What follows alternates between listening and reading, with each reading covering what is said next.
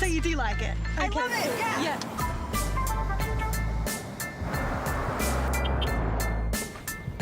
Now when you go pre-owned, you can enjoy the same feeling you get with a new Toyota. Tested and backed by Toyota. Upgrade your car, mate. This? Yeah, no big deal. Toyota certified. Pre-owned in a class of its own. Oh, what a feeling. Toyota.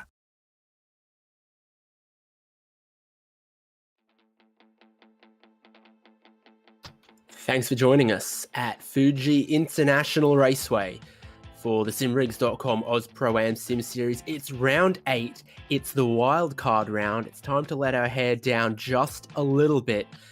Leave the GT3 cars in the garage for a week because things are going to get just a little crazier this round, but it is all still for points.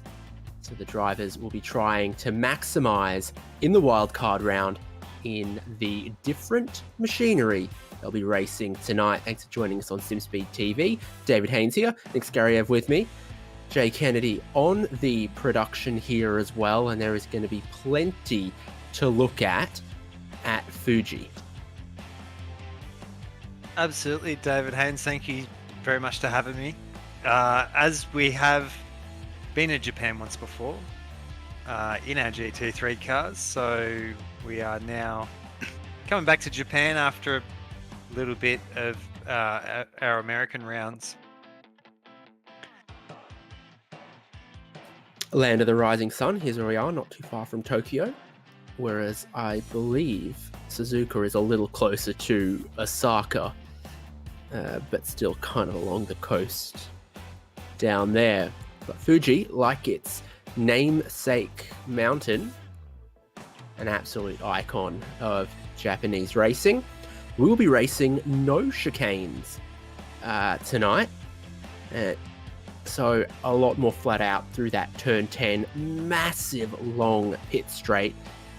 That is good. We are going to reach some high speeds. You're going to hear a lot of turbo whistle down at turn number 1. Then you've got some quick corners, some tight corners.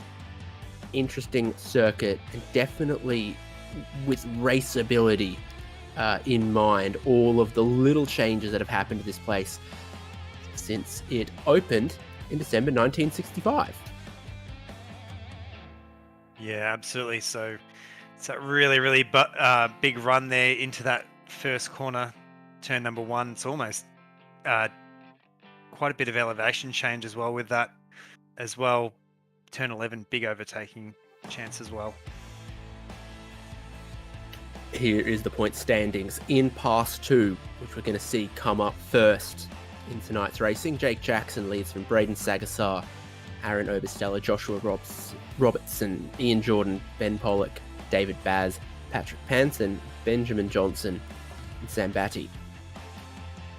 Handy little margin that Jake Jackson has got there, and it's a different style of racing and a different format for Pass 2 tonight. And then of course the Oz Pro-Am Sim Series Pro-Am coming up a little bit later, but they will be racing in Pass 2 in the Audi 90 GTO. A little bit of stats about it there. It's from a different era. It's a bit wild, it's a bit of a weapon, and it is a unique driving style because not only does it have a lot of turbo lag, once you get through that, it's got a lot of power. It's putting it to the ground through a 5-speed, fully manual box and 4-wheel drive. So it wants to oversteer, it wants to understeer. Which one it's going to do at any time, at any corner, who knows. Typically, I'd say just plant the throttle and point the steering and hope for the best. Yeah, absolutely. Gee, what a great sound that is with that inline 5-cylinder, kind of reminiscent of the Group B era of the Audis, and it's almost that they've kind of held on to it with some of their later performance cars. But I was just having a bit of a chat to you before we went to air there. It was just, they do look just so amazing coming around Fuji. They're just such a awesome looking with their big arches, and yeah, great seeing that kind of really reminiscent of that Group C touring car era. So this is what's happening for Pass 2. Qualifying is on right now. It's 15 minutes. There is 9 of those left. They'll get into race 1, super short, sharp 10-minute dash, and then that sets them up with a reverse top 10 into the 20-minute race 2. I think we've just seen how much of a challenge this car and circuit is. They reach so much speed down the pit straight, and then it is a massive stop in towards turn 1. I think by the 1980s, the Germans had invented ABS, but they sure didn't put it in this car.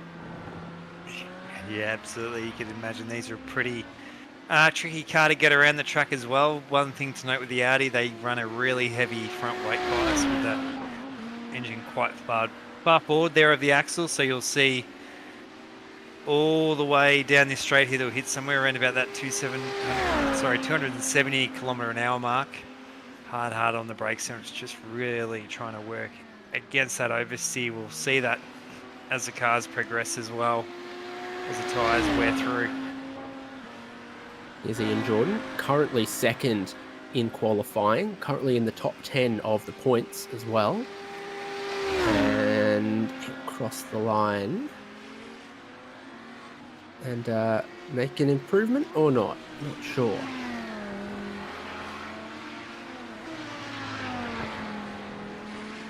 Is this live?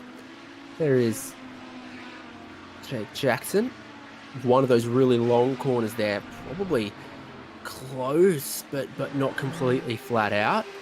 And see when they do get off the throttle, when they do need to breathe a little bit, a lot of fuel and a lot of fire comes out of the exhaust as well when they're off throttle.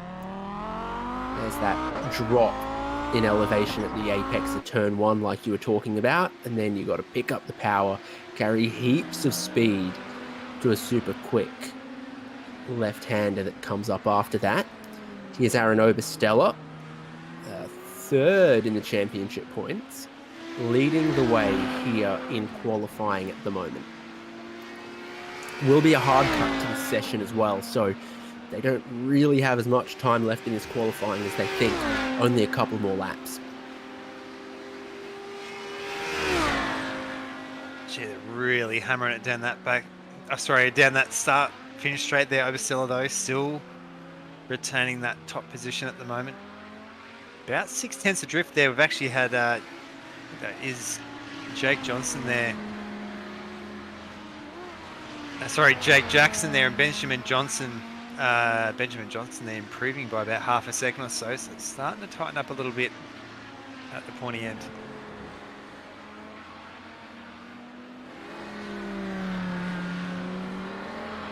Yeah, Obersteller doing very well for himself, but then super close between Jackson, Johnson and Jordan. Sounds like a law firm, to be honest. So I wouldn't want them representing me if I was in the dock. It's David Baz out of the final corner, trying to keep it within track limits. When you do get on the power, it'll take a little second for it to come on, and then when it does, the four-wheel drive will push you wide. It's not a particularly clever four-wheel drive system.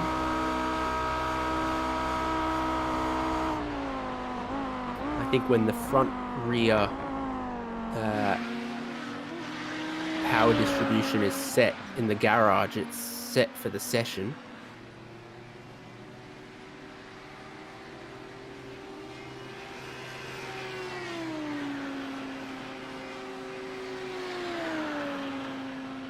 Yeah, you can set rear diff preloads and front rear drive split in the center diff, but those are a garage adjustment, not a driver's seat adjustment.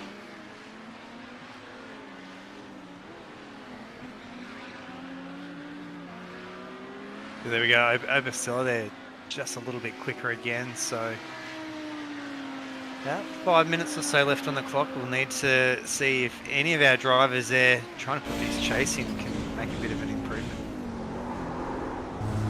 Ooh, Patrick Panton in the Danger Kitty car is going to run wide at one of the more challenging, surprising corners there at sort of turn number 10. I believe it's called Dunlop, where the modern Grand Prix circuit has kind of a hairpin.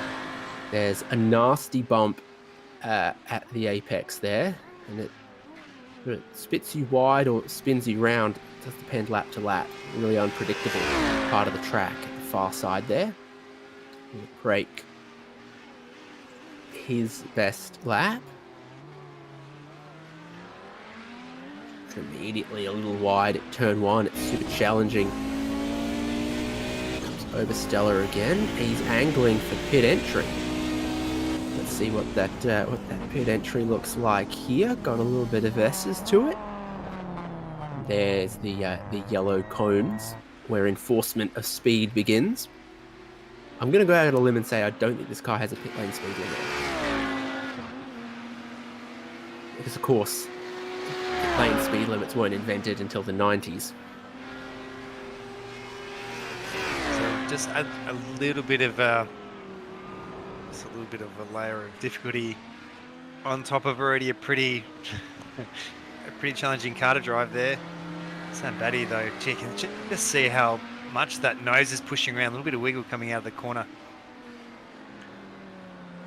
Oh.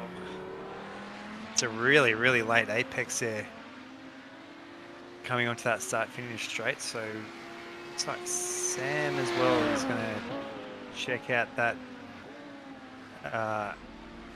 pit lane entry there. There's definitely some time potentially can be made around Mark Cochran there. Well, a little while before Audi Sport Customer Racing came along, Mark Cochran has gotten his fresh off the factory in that paint, and there was just a little flurry of drivers leaving the pit exit. You're just in time to get around on the outlap and have one more flying lap if you left pit lane about a minute ago, which some did.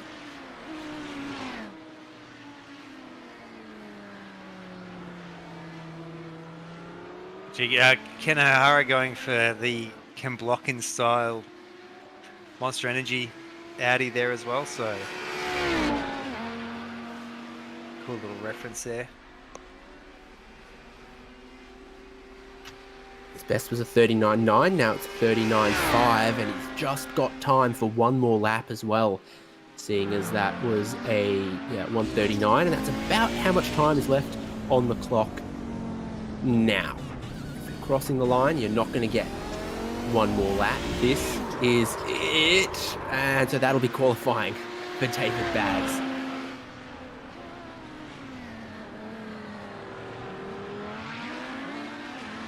Great getting around with some personal best sectors, so trending to improve. The driver currently in 12th place at 37.5, just that last corner, leaving a bit of room, a bit of margin. Look at the flames. You have to manually row your gears in this car, and it's just hoping the turbo will carry you to the line and wipe another half a second off that and jump Mark Cochran for 11th spot.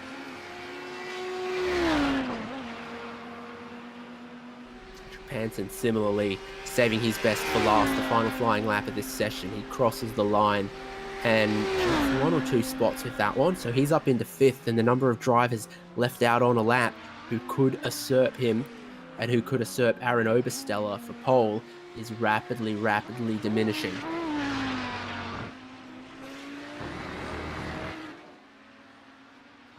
Jake Jackson has only just reached the end of the second sector. I don't know if he's going to get around in time. I'd strongly doubt it. And it looks like no one is going to be able to take pole away from Aaron Obersteller.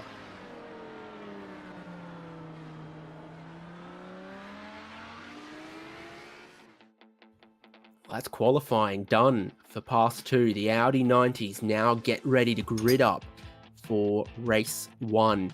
Just 10 minutes. So you can do the numbers on that one quite confidently on your fingers. 6 or 7 laps will be interesting to listen to and interesting to watch the racing. Here's how they are going to grid up. Obersteller has the pole position from Jake Jackson.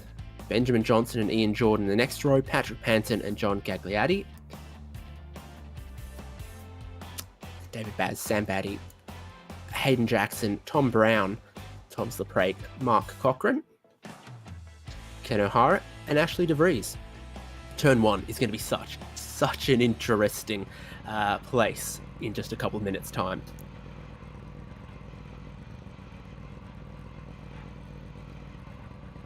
All just training ourselves here to a rolling start again, so no problems having to get these Audis off the line. These things launch pretty ridiculous from a standing start, though. You just rev it, dump the clutch, and all 4 wheels spin. But it will be a rolling start.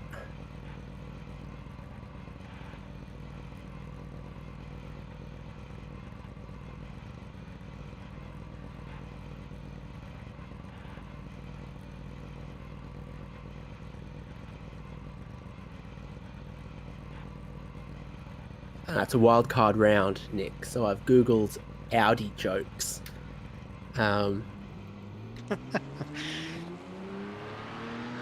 What's the difference between an Audi and an Echidna? I'm not too sure. What is the difference between an Audi and an Echidna? For an Echidna, the pricks are on the outside.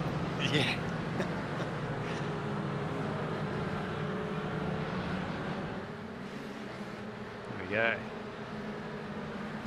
Go. Talking about the outside. Yeah, not wanting to be on the outside of this corner coming through, but yeah, we're going to have the upper hand here. So they've left a little bit of space to the pace car. It should be when the green flag drops that we get underway. All of our Audi 90s lining up on the pit straight at Fuji. Long run down towards turn number 1. So a 10-minute race. Pace car still in line. And there it goes. Where's Barney?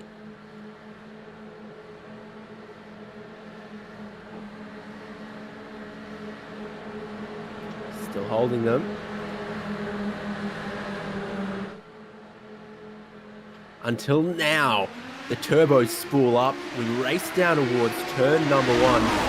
Flames, turbo whistles, and the pole sitter with a good start. But look at that, a look from the second row from Johnson there. couldn't get it done. Already a little bit of contact and bowling in the background. Gagliardi is going to do a full 360. And off the line, floor it, son. Ian Jordan, one of our championship contenders. I think Ian Jordan have a tip of the hat to that Group B rallying there across the grass, so he's managed to make it back on the track though. He's rejoined in just outside of that top 10 and 11th place. Oberstella with that dominant pole time still leads the way from Jake Jackson. Benjamin Johnson looking to get a bit aggressive already though. Showed the nose a little down in towards turn number 1. Still runs in third, but he's looking every which way he can on Jackson here. They're going to come towards that Dunlop turn number 10. Super quick, big bump at the apex, and it sent Jackson off. Drama's right there for Thomas LePrake as well. Don't know if there was contact or a slide there. But Johnson is up into second and racing well. That's wide from Panton in the Danger Kitty car, and he gets collected. Yeah, that was... Gee, could catch that from a mile away there, so... Gee, we're having a lot of cars there just trying to stay with it. I think we've had almost all the way from 9th to 14th there have all had issues being collected somewhere. We are going to cut here to a VRS replay to work out exactly what has happened here. We are looking here at Thomas LePrake. Oh, just a bit of a tank slapper. It's actually spat him out on the track though. Very lucky for the two cars coming around, so I to collect him as well. An ambitious look from Baz. Had to lock him up, and then just losing the rear, getting on the curbing a little bit. Probably needed a little bit more space to Panton there. These cars can take a bit of a hit and keep going though. Big wide flares on them.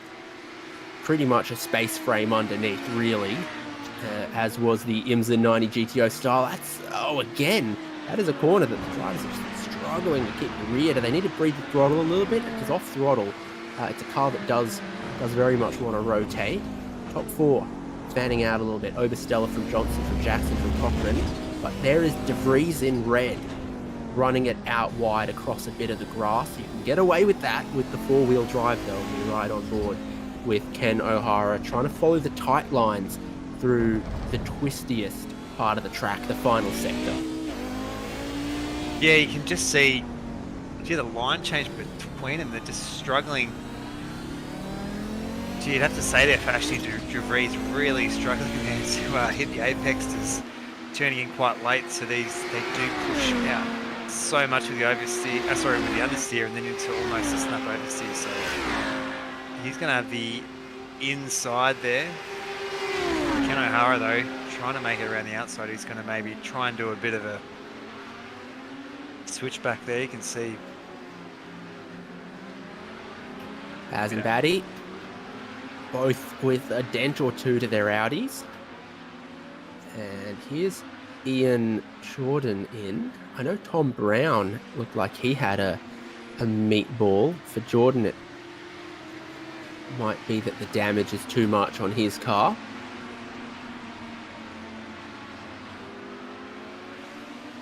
O'Hara and De Vries. De Vries in red, really using all of the road. O'Hara trying to be precise, making sure he gets to every apex, which has looked like a struggle for some. We get to that really quick turn 10 underneath the Dunlop sign, and this is where it gets really challenging for these cars. Just whoop! Car gets light, De Vries runs out across the grass again, and they're all being caught by Baz and Batty as well. Heating up here over 5th, 6th, 7th and 8th, really. Oh, was that Gagliardi off behind? This is Hayden Jackson trying to keep out of the wall. O'Hara wide, Baz down the inside. Off the final corner, critical drive zone. actually really shows how much these two have been fighting and just holding each other up. So we've had David Baz coming all the way back. He's almost a second. So the drift of these two has managed to close it in. Gee, look at how much taking advantage of that aero definitely showing a nose there. He's going to hold Ashley DeVries out to the side, or looks like he might have potentially gone wide again, has actually let both through.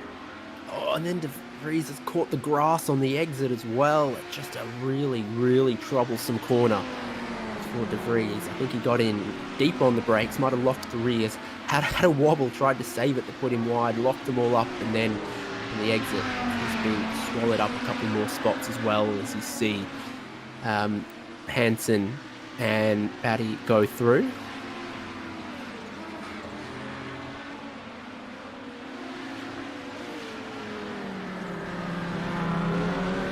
Two more laps when your leader Obersteller gets to the line in a second. So this race does zip on by and then sets the grid for race number 2, the 20-minute race. But with a top 10 invert, that is more of the field than not. It is currently DeVries in that 10th place. This is the lead gap. Johnson, 2.5 back, trying to catch any slipstream he can. Fastest speed at the end of the straight you've seen, about 270, and I wonder if we've been starting to top out 5th gear. Only got 5 of them, and I don't think that 5th gear is entirely tall.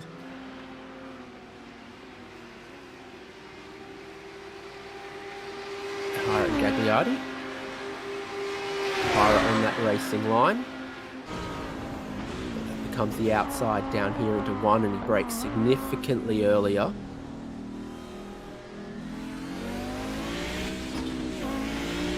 Square the exit, you really can get some traction in this car.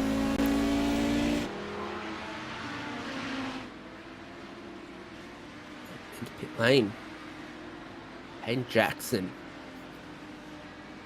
Seeing quite a lot of smoke there coming out, so that reminds me of joke number 5 on this list. Why did the cat sleep underneath the Audi? I was hoping it was 5 related, but why did the cat sleep under the Audi? To wake up oily in the morning. I'd have to say, Hayden Jackson surely getting oil everywhere. Looks like he's out of the pits though, so potentially underway again.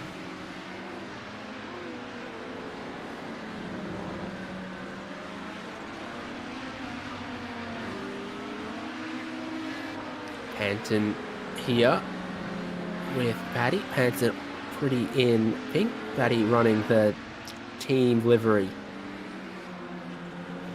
of the Drop Bear Motorsports. Oh, that's not it. That's wide. That's AstroTurf. That's a spin, and that's barrier, and big, big damage. The front is off. And that's going to drop him out of the top 10 as well, which is horrible for the starting position for race number 2. That's how it happens. He's out a bit wide. 4,000 RPM, 5,000 RPM. Just whoop. The boost kicks in just at the wrong time as well. But was, yeah, definitely in not too bad of a position out on track, so was able to get into pit lane though. We do only have about a minute or so left.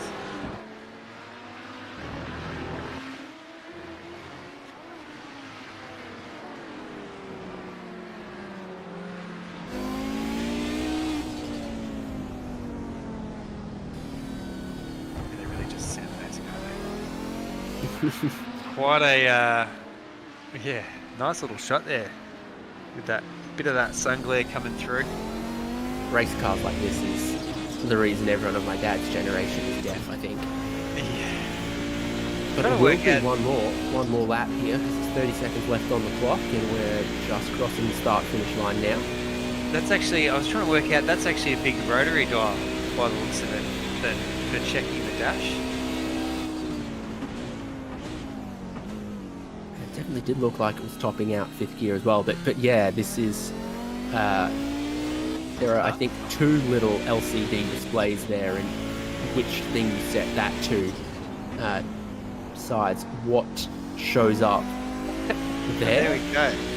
Oh, it's in German as well. I'm assuming alternator, almost spelt the same. Fuel gas. Continue the German translation. This is a Benziner, not an Audi diesel. Final lap for Aaron Obersteller.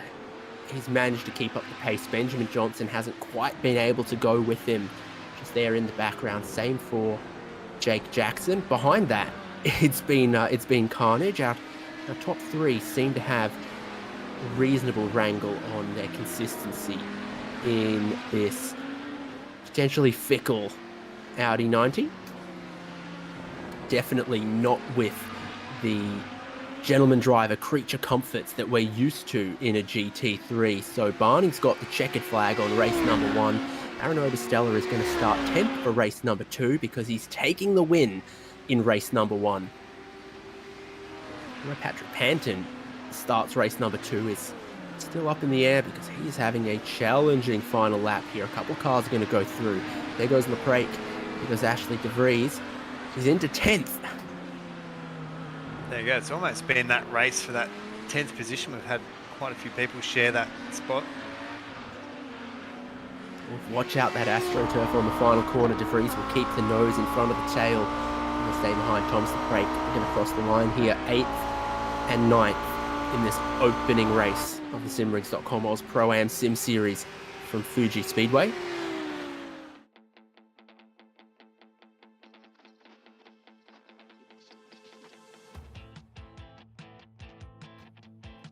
And the last drivers are crossing the checkered flag now. But you can lock in your top 10. Obersteller, Johnson, Jackson, Mark Cochran, David Baz, John Gagliardi, Ken O'Hara, Thomas LePrake, Ashley DeVries, and Patrick Panton. You take those 10, you flip them. That's our grid for race number 2, which is not far away.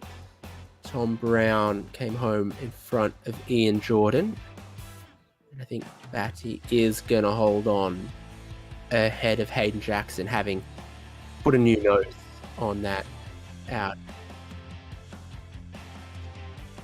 No, he'll get dropped behind Hayden Jackson.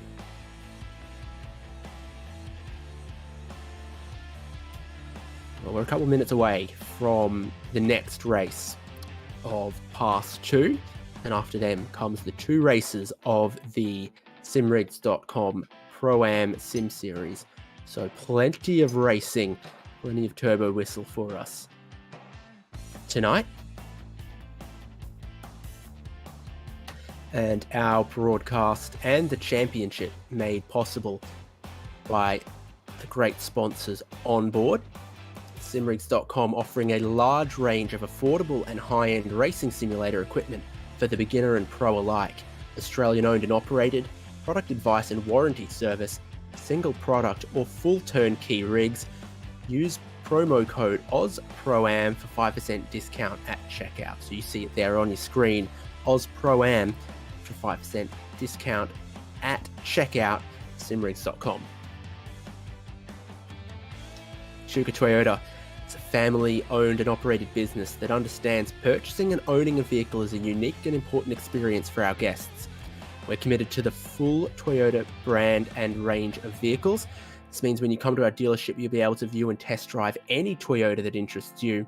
We also stock a diverse range of quality and certified pre-owned vehicles, each of which has been handpicked by us. For more, head to achukatoyota.com.au. Ferguson Group Media are a full-stack media company that work with SME businesses across website development, e-commerce, social media strategy, and execution. For information, head to fergusongroupmedia.com. And with that, we are still just minutes away from the second race of Pass 2. Stick with us because it's going to be a longer one, 20 minutes with that inverted grid. You're not going to want to miss it.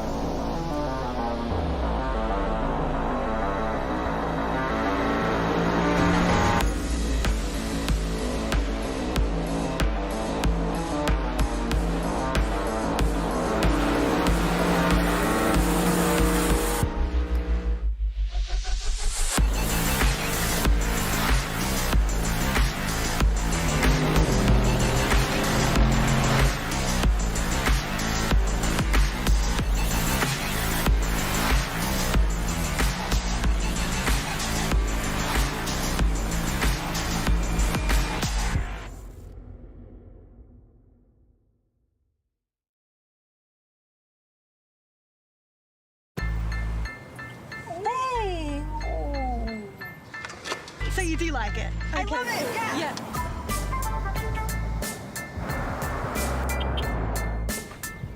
Now when you go pre-owned, you can enjoy the same feeling you get with a new Toyota. Tested and backed by Toyota. Upgrade your car, mate. This? Yeah, no big deal. Toyota certified. Pre-owned in a class of its own.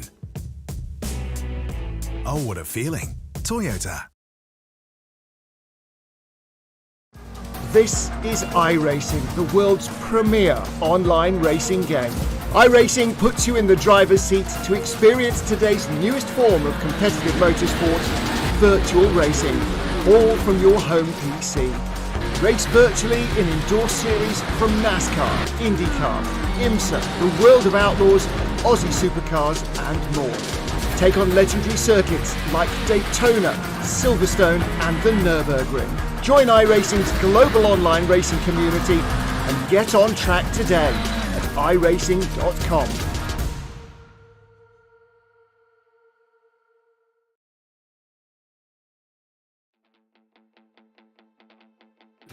With a 10-minute race to warm us up, the field of Pass 2 are now ready to take the top 10 invert and race for another 20 in their Audi 90 GTO turbos around Fuji Speedway. It was certainly a challenging car to race, unpredictable at times, and, well, a real piece of 80s engineering and very, very different to a modern GT3, not least that turbo lag, not least the four-wheel drive, not least it's even from back then and its vintage, packing about 150 horsepower more. You might expect that of a GT3 car these days. Let's have a look at how they're gridding up for their second and final race in the second tier division. Well, it is Panton who will start on the front row on the inside with Ash de Vries alongside. Identical paint for Leprake and O'Hara on row 2 makes it an all monster number 2. You've got Gagliardi on the inside of row 3 and David Baz on the outside. Behind that, Cochrane's on the inside of row 4 with Jake Jackson on the outside. Benjamin Johnson started on the inside row for race number 1, really looked to challenge from there, and that's where he's going to find himself again, but on row 5 with the pole sitter, the race winner, Aaron Obersteller, starting alongside him for 10th. It's 20 minutes enough time for Obersteller to come through and try to clean sweep this, Nick? Potentially, time will tell. He was pretty much untouchable for most of that first race. You just see, I think it was just such a battle of attrition. I think it was more than 50% of the field all having issues there in that first sprint. So hopefully they've learned their lessons this time around.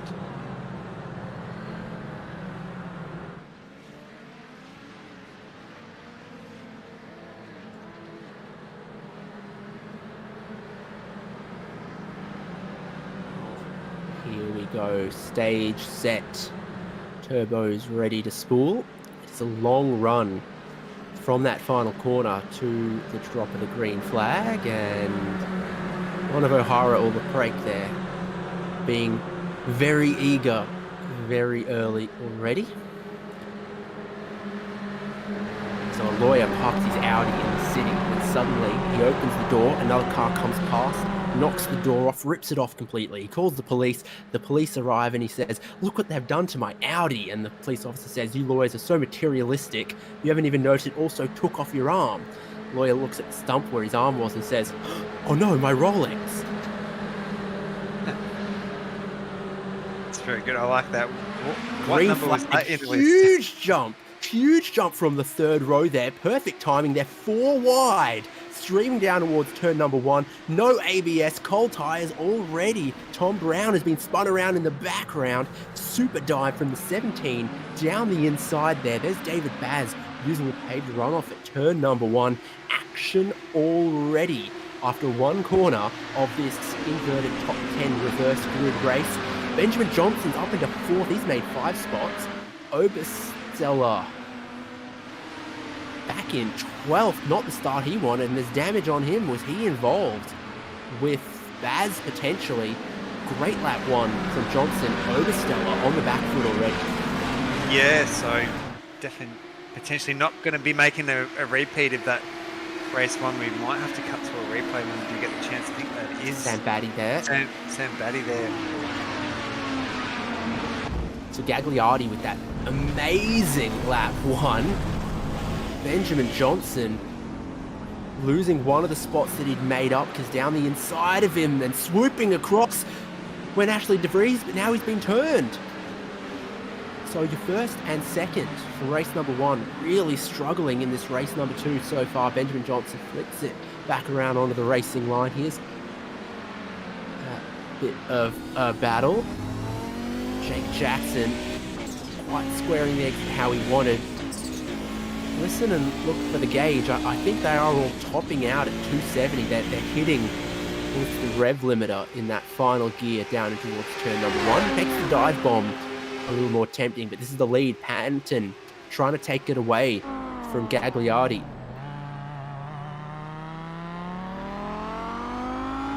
And he will.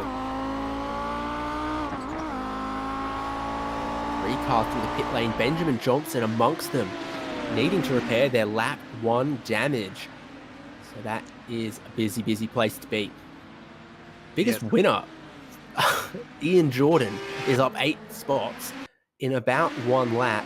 Looking at the race start here, that was the massive jump from Gagliardi in the white and black 17. He's all the way down the inside there, but there is contact between Brown and Baz, and there's a lot going on. Yeah, very unfortunate. It did look like someone may have cut across the front of Obersteller there. You can just see how unsettled these cars are getting. Hitting that curb really, really hard. And you forget just how wide of a circuit is here at Fuji. You can kind of pick which line you want to take and try and stick with it. Oh, gee, it was going to be... I've already seen quite a few times there. I think it was between Baz and DeVries there. Oh, another slide again. So that has actually pushed DeVries down another position. He's having all kinds of dramas there. He's actually got Obersteller behind. Yeah, losing a couple spots at the end of the lap there. DeVries. Obersteller struggling a bit for the straight line pace. Lead of the race, Gagliardi has a look at Panton. So staying close there. LePrake with them as well. And then Jake Jackson and Ian Jordan. Obersteller tight to the line at 1, looking at getting around DeVries.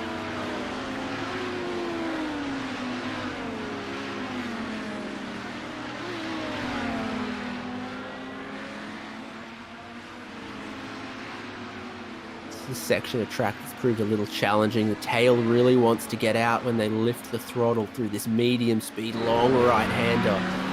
And into a braking zone here where DeVries doesn't want to give it up just yet.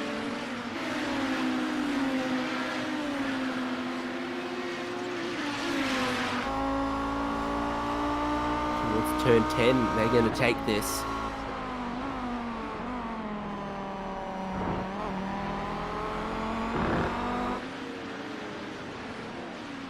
You can tell 1980s suspension damping technology also wasn't quite where it is now. Yeah, absolutely. Gee, what a great battle by these two. Have almost been side by side, almost for the entire lap. So you'd have to say that DeVries getting that momentum on that outside line. So it's actually put Obersteller in behind. Obersteller there, choosing to go up the inside. So those two. So making the most of that momentum, letting himself just a bit of that, having that advantage there. So Obersteller maybe just sitting on the back. I think Mark Cochran there is about 4 seconds up the road, so I can't really see these two working together and try and chase that gap down. This is the leaders. Gagliardi had a good toe down the pit straight again. Wasn't close enough to try to outbrake Panson. Now through the middle of the lap.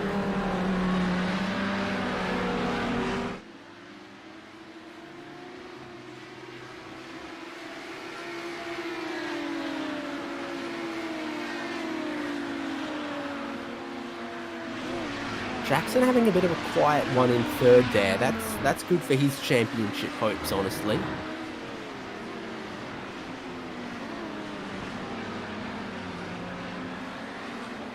Lapping just a little quicker than our front two, but not by much. Pretty similar to the cars in behind him here, Jordan and Baz.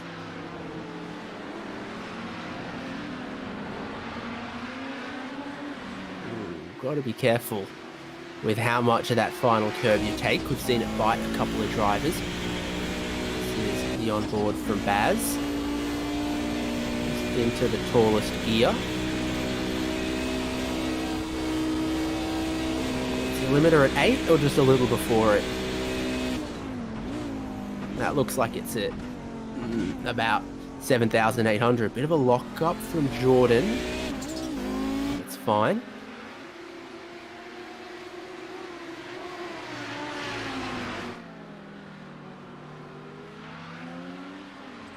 Bit of limiter bashing in the hills of Japan is the goal, isn't it? That's dreams. Starting to heat up again between these two. Oversell though, all over the back of Ashley DeVries there. It was actually, you can see just how much of a difference it is on these two separate lines they're taking.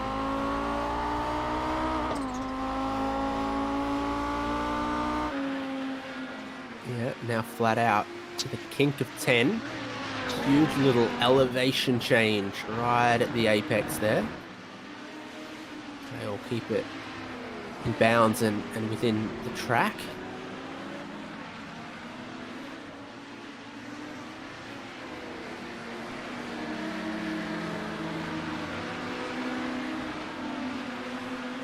All trying to have a dive down the final corner. Oversteller on the inside of DeVries. DeVries gets a good exit, almost moves him out the way on the exit. And I think DeVries is going to get this one back. Level down the pit straight. Oversteller pitting in. Okay. All right, he's decided I'm not hanging around behind there when I can get in through the pit lane here. Top my fuel off to get to the end and maybe get a bit of that damage fixed as well. He's decided get me out of this traffic while our top 5 here continue on circuit. Hansen, Gagliardi, Jackson, Jordan, Baz. But Jackson's definitely still closing in on first and second here. He's right within range to maybe strike at Gagliardi. Towards that turn 10, in towards the sun. The first and second opt to stay about half a car width away from the apex there, away from the worst of the bump. As Baz looks down the inside of Jordan for fourth and gets it. Just see David Baz with that damage there down the side. All that left-hand side is looking too great. Doesn't seem to be affecting his pace though. So who's going to pit from our leaders? Hanton, Gagliardi, Jackson not looking across to the pit entry, but Baz might be. Jackson might look for that second place. So David Baz pitting in and maybe Mark Cochran in the background as well, but over second place here. Jake Jackson's just been hunting down the leaders. He's gotten close. He's completely level on the brakes. Now puts the nose a little bit ahead into one. And I reckon he's gone and got that. His Oversteller has tidied that car up. 9 seconds of fuel by the looks of it. Baz, Cochran's like, where's my crew at? There they are. Tom Brown in as well. He's got a bit of damage to fix to a couple of corners. That'll get done. Little quicker stop from Baz. So 9 seconds, 7.5 seconds, 11 seconds. There's Cochran. He's coming out. Yeah, just ahead of some of the cars that have already stopped. Benjamin Johnson stopped super early, of course. Reckon Johnson will get to the end from that lap 2 stop? Yeah, potentially there. We're just on board here with Patrick Penton here at the moment. Jack Jackson though, all over the back though, so he's almost really within striking distance, about 2/10 of a drift. Got Gagliardi there, who's just waiting. I think in the shadows, about 8/10 behind Jackson. So watch these gaps here just come down ever so slightly. It's just not enough there to punch through the air, but he is going to have that inside line. Yeah, right as Jackson pulled out of the slipstream is when they start hitting that limiter in 5th at about 270 kilometers an hour. So you always arrive at turn 1 at the same speed. Doesn't make it any less of a challenge time after time. Ian Jordan pulled into the pit lane from 4th on the road. Oh, looked like he got going a little earlier than that number stopped counting, but we'll pay it. 10 seconds, so give or take, that's how much fuel needs to go in. Going to replay of Ash de Vries into turn 1, locks up the rears. Oh.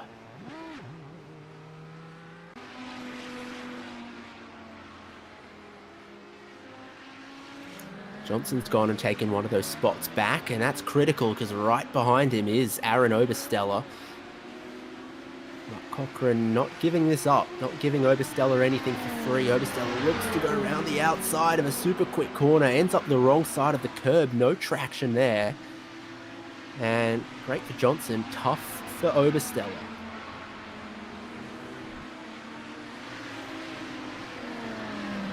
He's going to park it to the inside for the left-hander as well. Over under. Does that move on?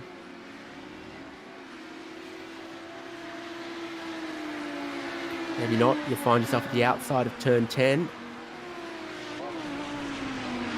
Brake from around the outside. Risky, but he pulls it off.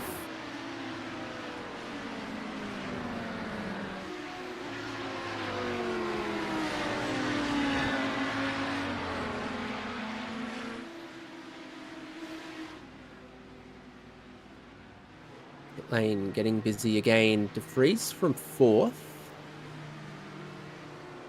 Hayden Jackson from 5th. Leaving just our top 3 out on circuit. Jackson, Panton, Gagliardi yet to pit. Jackson is leading this. Oh, bit of traffic for him there. Holds up Jackson a little bit. Panton oh so close to him. And there is Gagliardi.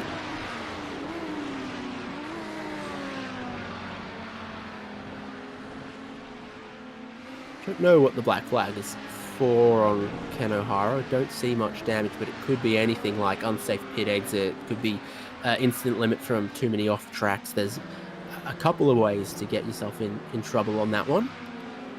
So out of the final corner they go.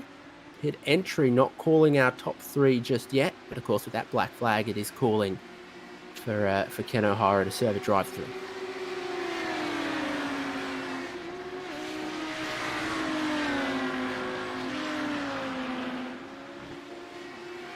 So here is Obersteller catching Johnson. Johnson had to pit because of the damage very early in this race. Only took about 6 seconds of fuel from what I see here. Is he in a pretty extreme management mode?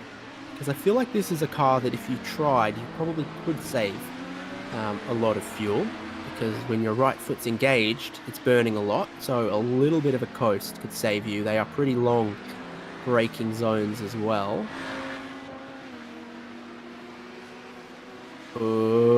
I think my question is about to be answered in the negative. Benjamin Johnson has to pull in for a second pit stop. It frees Obersteller through into 6th place, still with the top 3 yet to pit that he's hoping to sort of undercut. And Ian Jordan about 5 seconds up the road that he's lapping about half a second a lap quicker than. So you need quite a bit more pace than that to find a position on circuit.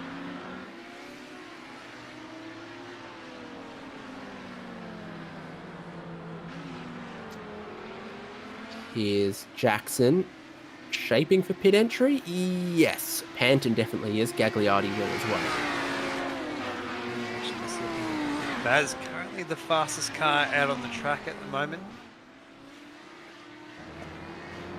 Oh, probably won't be a fast lap that one. He's seen in all kinds of crossed up. He's the leading of the cars that have pitted as well, so it is a race between him and those three we just saw off of pit lane. This is the final sector approaching the final corner for Baz. The other three, long pit lane here, still have only just found their crews and are getting fueled now. So Baz went that sort of early stop, decided I want out of some of the traffic. Jackson is having a long stop. Jackson's having a really long stop. Led the field into pit lane, but he's gone 5 seconds more of service than anyone else. He's to your right somewhere there. He's not even out of pit lane yet as David Baz flies past. Ian Jordan sneaks through as well, so quite a chunk of time lost in the pit lane there for all of those guys. Mega long one for Panton. Was he speeding?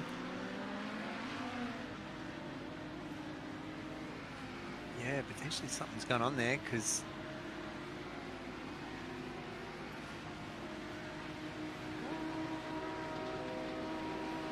Patrick Panton is still in the pits there, has been let go now, 47 seconds.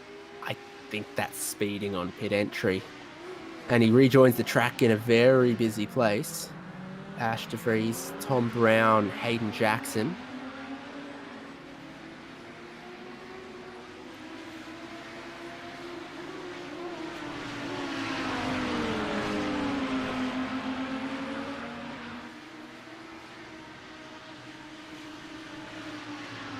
Looking at exactly where David Baz is, and I think we're going to get 2 more laps in this race as well. And, oh, huge lunge from Hayden Jackson. And then he has a wobble. Patrick Panton picks up a spot. Panton was running with our leaders. He had that really costly penalty on pit lane. So we ought to make pretty quick work of these guys, but it involves the racecraft that's been challenging. Well, DeVries runs it off the road, so that's another one for Panton. Now he's got blowtorch to Tom Brown. Yeah, good comeback drive here from Patrick Panton there. In the Hello Kitty white and pink, we actually saw Ashley DeVries there and Hayden Jackson though both go off. I think Jackson again has had some kind of trouble. He's about 5 seconds adrift. It's actually almost out of frame.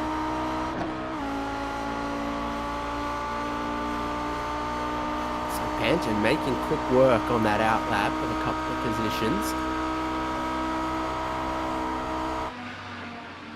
Do we have a white flag?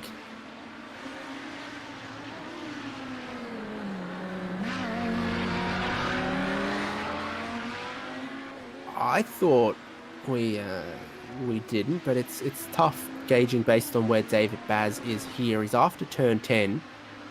He's in the final loop of corners through the left-hander and then through the right and then down the pit straight. It could be the checkered flag coming for him here with just 20 seconds left, but he is rounding the final corner, so this is close. This is very give and take. 15 seconds to get to the line is possible. Flames as he goes up through the gears. Is there one more lap of Fuji? Oh, there is. That's how close it was. Only by 3 or 4 seconds, but they are waving the white flag. We start one more lap of the race. Baz leads from Jordan, from Jackson, from Obersteller. How about that last lap time from Aaron Obersteller? Almost the quickest lap of the race. He's on it. He thinks he might be able to get one more here. Jackson also looks to be closing Jordan. Could have actually, David Baz had such a lead, he could have actually slowed down for 3 seconds and still won the race a lap early, potentially. Does that go through your mind? Yeah, I guess they're spinning a lot of plates there as they're coming around. So.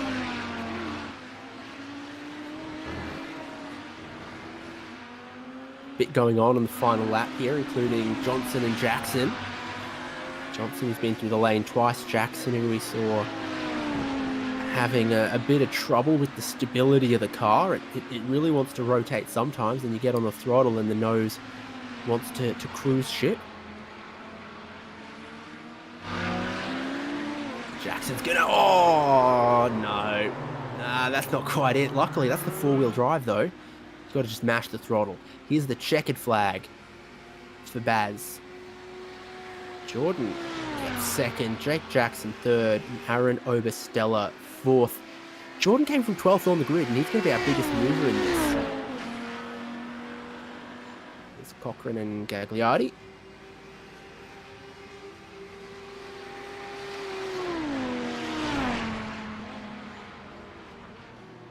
There we go. So I think it is Patrick Panson who came out on top.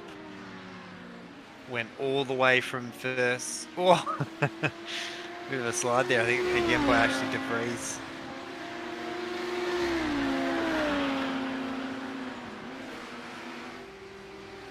Yeah, so the last cars crossing the line here. Brown, DeVries, Johnson just back there.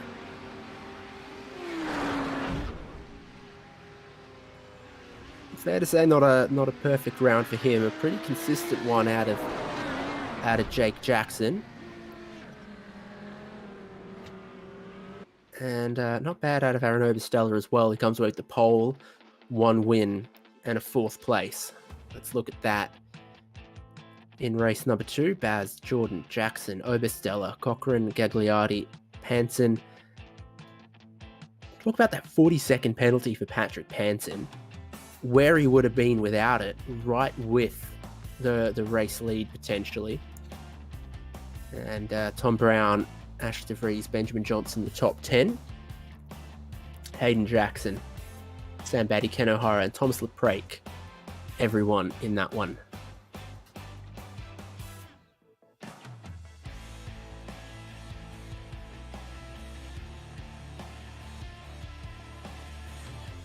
I don't think any of them are going to come say hi to us.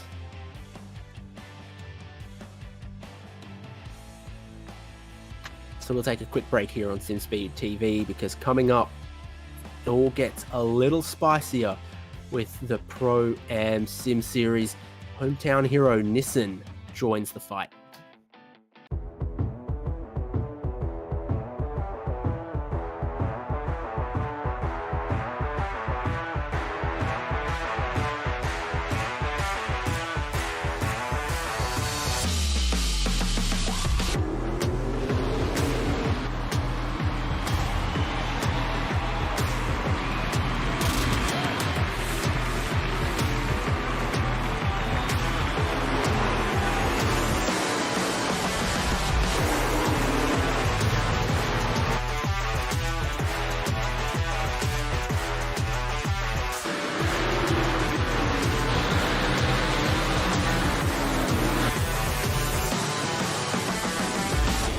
World of Outlaws Dirt Racing is available now. Download your copy today.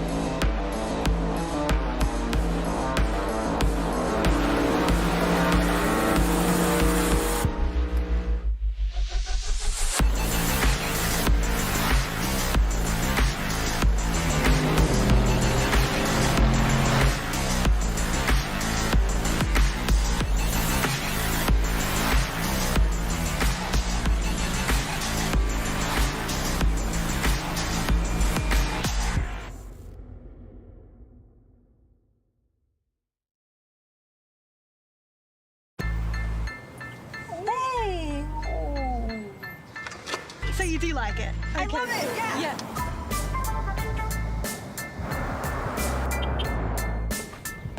Now when you go pre-owned, you can enjoy the same feeling you get with a new Toyota. Tested and backed by Toyota. Upgrade your car, mate. This? Yeah, no big deal. Toyota certified. Pre-owned in a class of its own.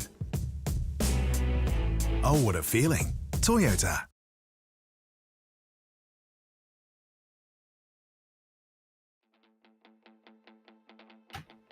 And we're back at the Fuji Speedway. What a view, what a circuit, and how challenging it has been for past two. We click up now to the Pro-Am division, and they get an extra car to play with. David Haynes here with Nick Skariev, with Jay Kennedy producing. And they get a little bit more racing as well. This is the extra car available to them, the Nissan GTP ZXT. More cylinders, more displacement, quite a chunk more downforce as well.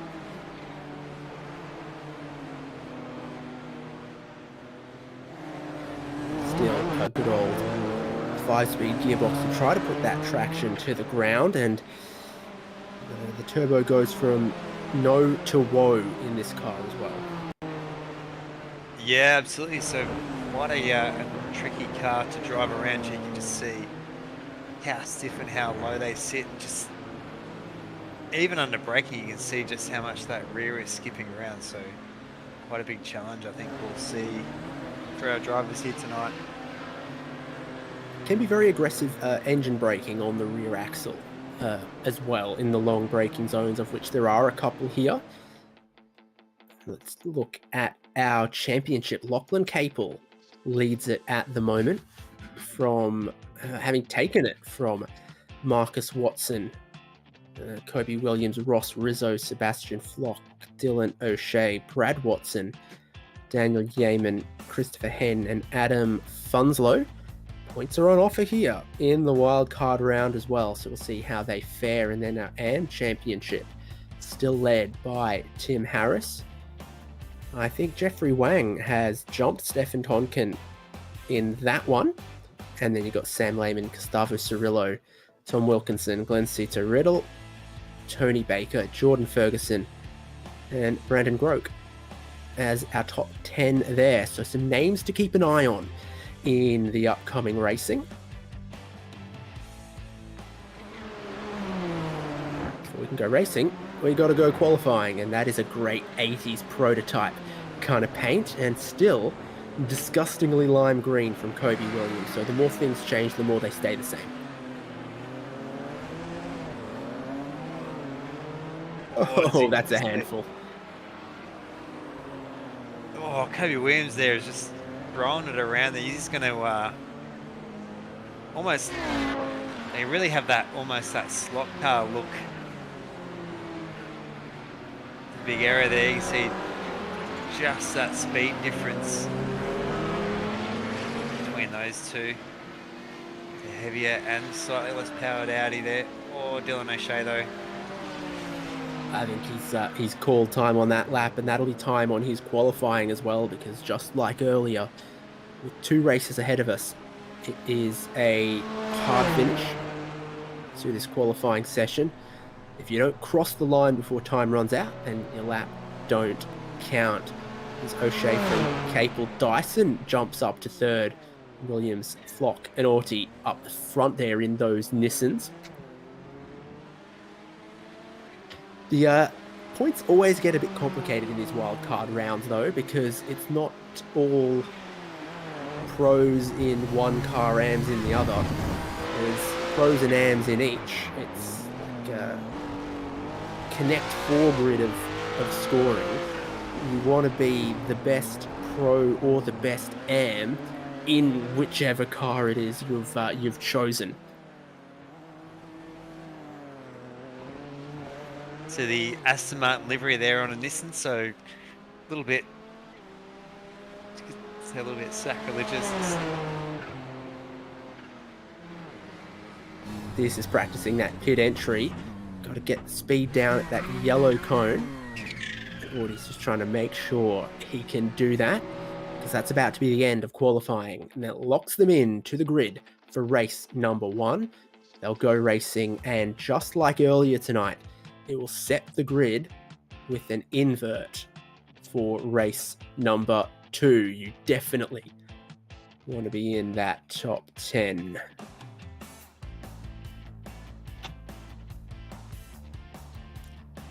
And the timekeepers file it away as official. This is what qualifying looked like. This is what the grid will look like. Dylan O'Shea has the outright pole. He'll start on the front row with the inside line. Lachlan Capel on his outside. Dyson and Flock, Williams and Orty, who I believe would therefore be the AM. No. Pole setup. Funslow. Tim Harris looks like our timing system thinks he's the AM pole setup. There's Matthew Johnson, Jeffrey Wang, Tom Wilkinson, and Chu Kang. Then Brady Buchanan, Tony Baker, Dylan Burse, Jeff Connell, John Merritt, Luke Fitt. And into the Audis, Jordan Peter, Daniel Yeaman, Christopher Henn, Aaron Cooper, Richard Brookfield. There's Sam Lehman as the pole-sitting AM Audi. Ben Faulkner and Jordan Ferguson fill out the rest of that grid. Well, I predict things are going to be crazy initially, and then is 15 minutes long enough for these prototypes to come around and start lapping the Audis? I don't know, but race 2 definitely will be, and that adds the fuel strategy as well. I hear the beautiful sound of turbos whistling.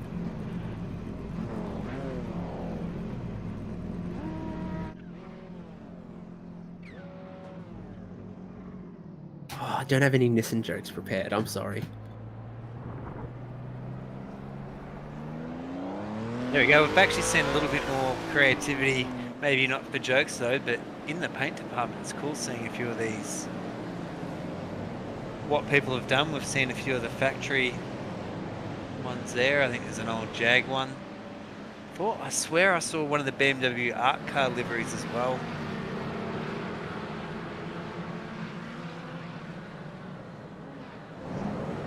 Here's some of our Audi field. You'll still spot an ILEC car with one eye closed. Barney with the green flag does like to hold them a long time down the long pit straight here at Fuji, so still a minute away from pace car pulling in, and then the pole sitter holds speed. The green flag drops. No four-wheel drive for these Nissans, so when they try to put that power to the ground, even from 80 k's an hour, I reckon it could just about light up those rears.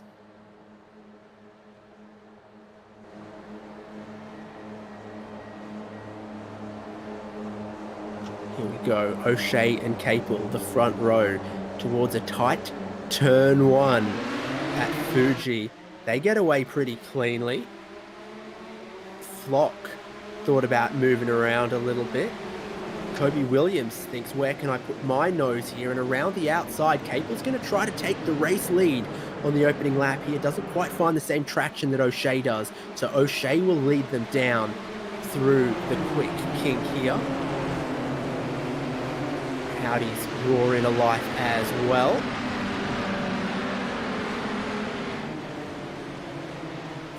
That's John Merritt there. It was trying to fend off Daniel Yeaman. Yeaman couldn't hold side by side, and now Jeff Connell's going to try to dive down the inside of him here. Wiggle and a wobble. Oh, and a 2 for Connell, who's now around and nose first into the wall. Cold tyres, a menace on the out.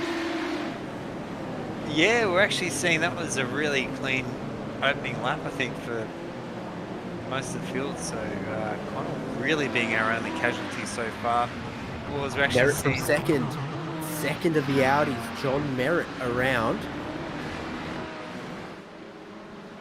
Some carnage over at turn 10. Almost the first lap completed here. Huge straight line speed from the slippery Nissan GTPs. and they all want to follow the draft, follow the slipstream down the pit straight. What speeds are we seeing? Lachlan Capel breaks 290 kilometers an hour down towards turn number 1. These cars have a lot of power and a lot of speed. A big braking zone there at turn 1 makes it a great overtaking opportunity. Matthew Johnson's trying to fend off Funslow, fend off Tim Harris, fend off Tom Wilkinson, who we ride on board with. Harris there in the GTP, the AM Championship leader. Cannot afford to get tied up in too much of this. Spaceballs livery there of Tim Harris. Might have been Chu Kang off a little bit wide on the exit. Now he's looking to steal a spot here. And he will do. He will get down the inside across the bump at 10 and steal a spot from Funslow. He's not given up on it just yet. 777 to Tom Wilkinson joins the fight.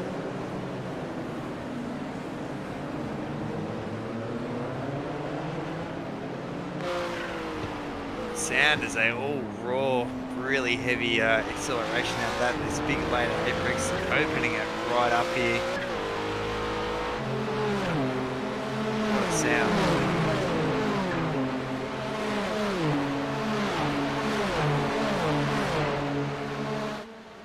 Turbo on these cars, a lot like dial-up. It makes some funny noises before it quite properly gets into action. Super deep on the brakes, too deep, locks them up for Wilkinson, I think it was, in the drop bear Mobile.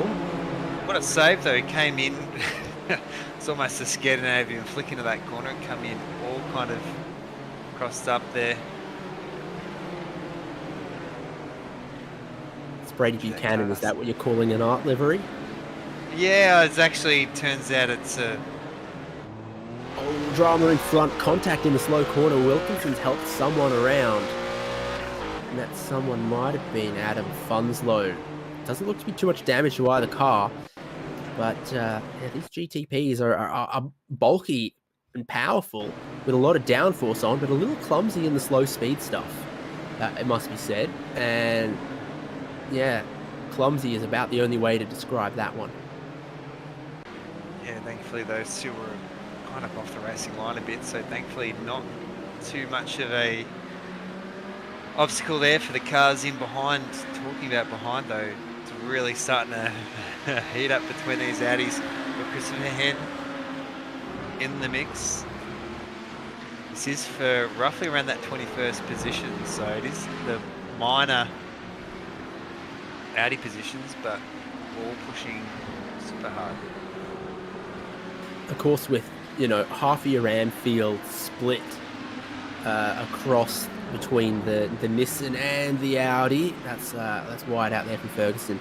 There is big points on offer available if you can sort of podium within your class, within your car. So yeah.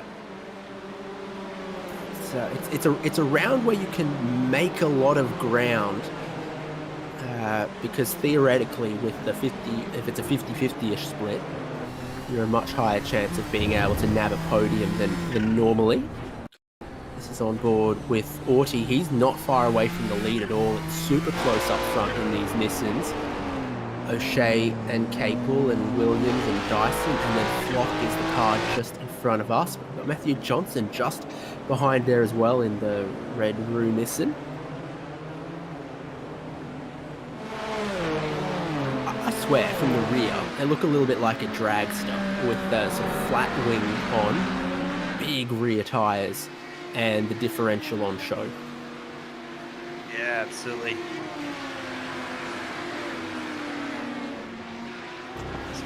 Down the inside of Yeaman at the turn 10 kink. They almost get air there.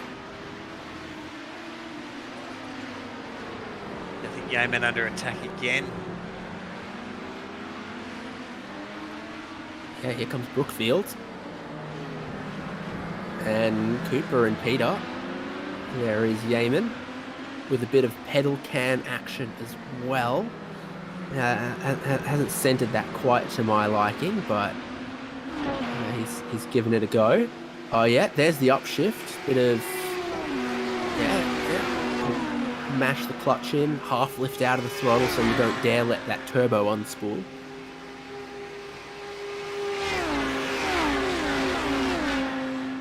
How's the downshifts?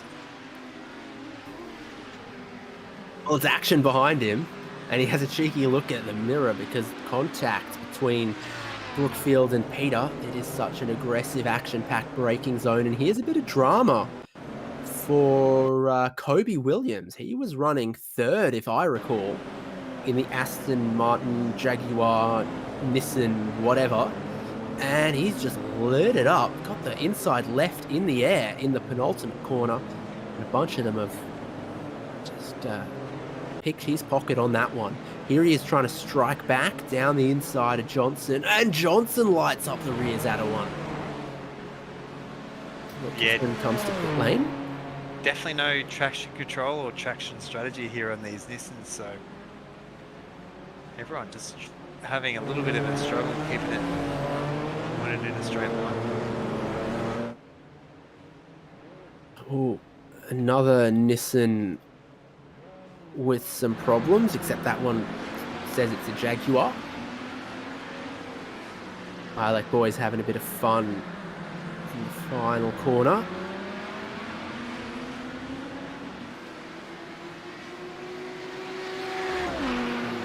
Eamon just in front of them. Peter, Brookfield, Cooper and Hen.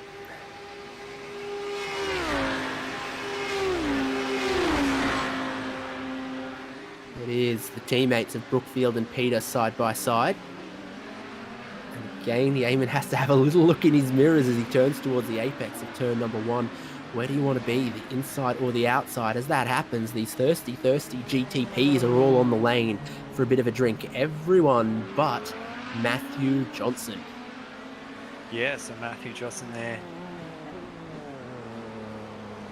Running that gauntlet, trying to see if we can stick out another lap though, but gee, we've got almost 8 cars there in the lane.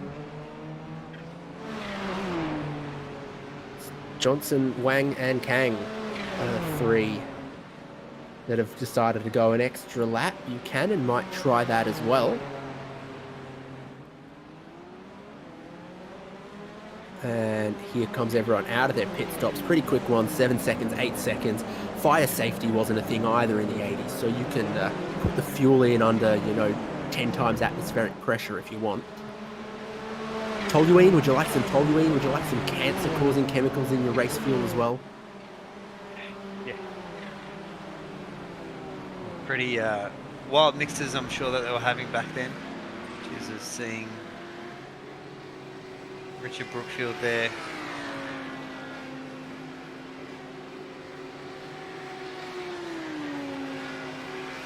So the GTPs, by and large, have gotten through the lane and back out, still ahead of the Audis, which is definitely something that would have prevented you from trying to stop too early, as if you ended up in that traffic, it could have been catastrophic. In a quick little race like this is the race on pit lane for the remaining drivers. So Johnson leads them in, and there's Chu Kang in the 37.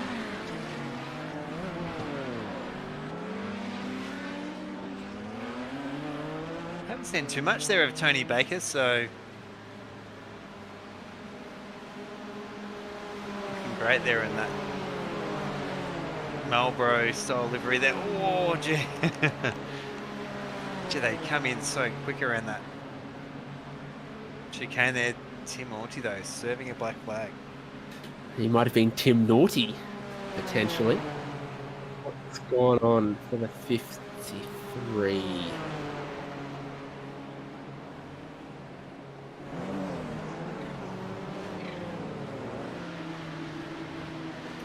Just keeping an eye on that sort of. I think it's incident limit because it's track limits, and it's speeding in pit lanes, and it's an unsafe pit exit that are kind of things that'll get you a black flag in a race like this. I'm not sure anyone's cutting the apex. What's going on? Slow for the 84. Sebastian Flock is losing time, hand over fist, and it's because, okay, long right-hander here, trying to get back to the right-hand side of the road to brake for the tight left. Then as we turn in, we're all good. It just dies on it. Engine has let go, has it? If the tacho goes, oh yeah, okay, yeah, that downshift is no good. That's what it was. Just too eager, too early on the downshift. He's popped that motor, and that's that. So 3 minutes left. O'Shea is leading. That's him from Capel, from Dyson. And is Dylan Burse our leading Audi?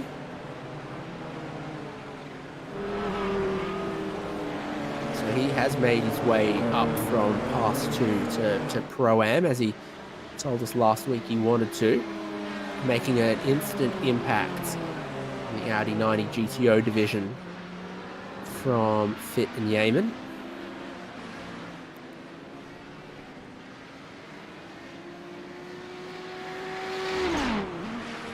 Audis are not far away from being lapped by Nissans, though, I think.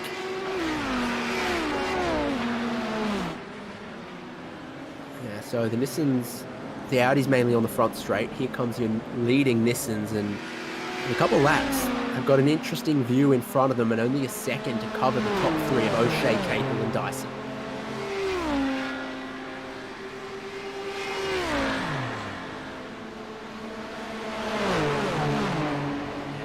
Come around, looking at around 2 more laps or so. Oh geez, might have seen that. Almost wasn't too sure with Andrew Dyson if that was a dive or just braked maybe slightly outbraked himself, but has held it together. I'm hoping this VRS replay is going to be your AM Championship leader, Tim Harris, and he was engaged in battle. He was saying doesn't really want to get tangled up in anyone else's nonsense as the AM leader, but has he done it to himself? He has. He has let it up, and okay, who I thought he'd... No, did they get together? See, I thought those two had come together, but apparently that's separate incidents, and there's other stuff going on.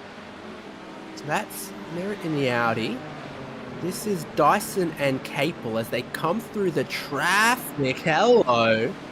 How do you like that? A dive to the inside makes contact between second and third. Dyson carries on. Capel loses out to Kobe Williams. He's gotten back by Kobe Williams since then. It is all kicking off.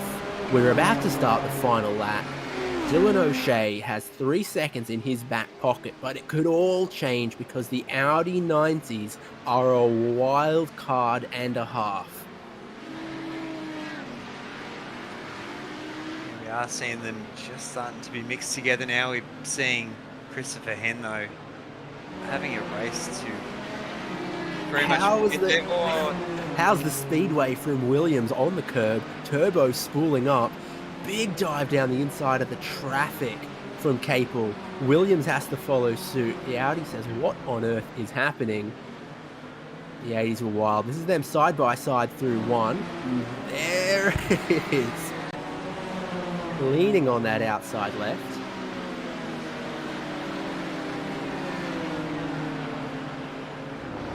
Might have looked like Capel actually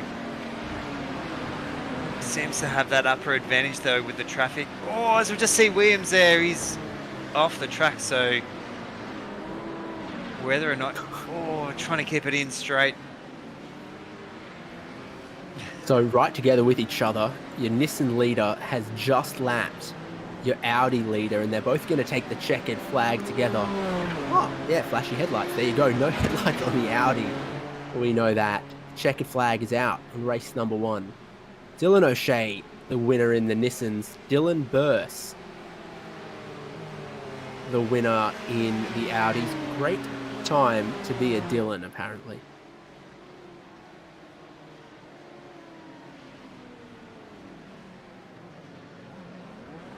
Yeah, it seems to be Christopher Henny's luck is just going from bad to worse. So penalty there for speeding in pit lane, so it's going to put him all the way down the back here for our race 2.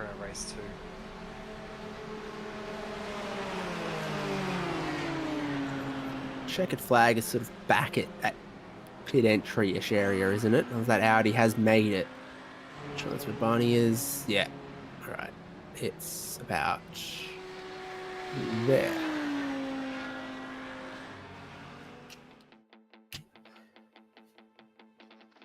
Well, that was definitely a motor race. Turbos are whistling.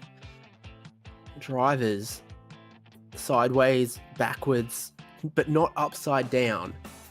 Dylan O'Shea comes away with the win from Dyson, Capel, Johnson and Williams. Jeffrey Wang is going to get winner points there from you got Funslow. You got Tim Harris, still ended up second in class despite what we saw from him out of the final corner, just getting it a little sideways and then almost getting collected elseways. Chu Kang, Tom Wilkinson, still with the Nissans. And Tony Baker, last one there on the lead lap amongst the Nissans. Dylan Burse, a win in the Audis. Brady Buchanan, winning points in... No, he's a Nissan. That's Daniel Yeaman, Luke Fitt, Aaron Cooper, Jeff Connell, Jordan Peter, John Merritt. I meant to say Sam Lehman is going to get those winning points in the Audi for his performance ahead of Jordan Ferguson, and then Brookfield, Hen, Auty, Flock, Faulkner a little mixed up at the back there.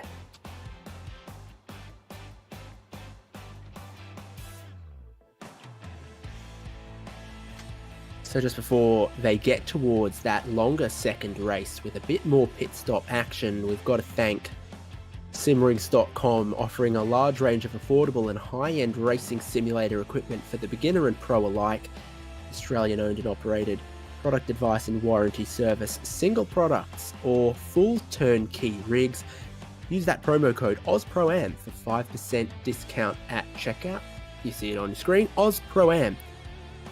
Checkout code you can use. Echuca Toyota is a family-owned and operated business that understands purchasing and owning a vehicle is a unique and important experience for our guests. We are committed to the Toyota brand, holding the full vehicle range. This means that when you come to our dealership, you'll be able to view and test drive any Toyota that interests you. We also stock a diverse range of quality and certified pre-owned vehicles, each of which has been hand-picked by us. For more, head to echucatoyota.com.au.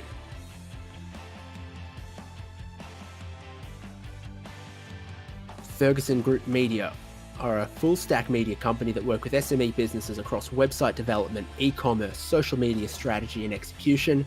For information, head to fergusongroupmedia.com. And stick with us, because after this little break, it's 25 minutes of historic IMSA's best multi-class racing, and it's coming at you from Fuji Speedway.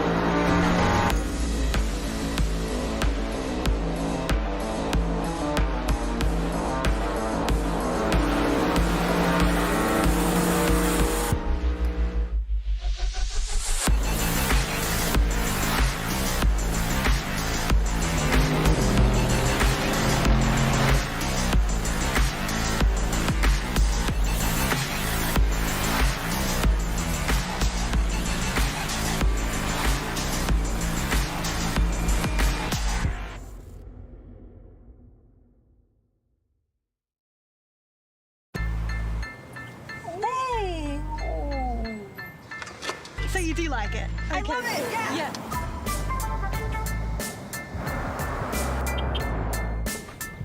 Now when you go pre-owned, you can enjoy the same feeling you get with a new Toyota. Tested and backed by Toyota. Upgrade your car, mate. This? Yeah, no big deal. Toyota certified. Pre-owned in a class of its own.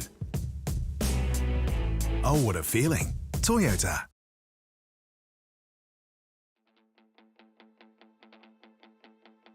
The final race of this wildcard round of simrigs.com Oz Pro-Am Sim Series is 25 minutes of Fuji Speedway. That means it's going to be pit stops for everyone. Those Nissan GTPs are going to have to come through the lane again, but so too the Audi 90 GTOs. It's just a little too long for them to save it.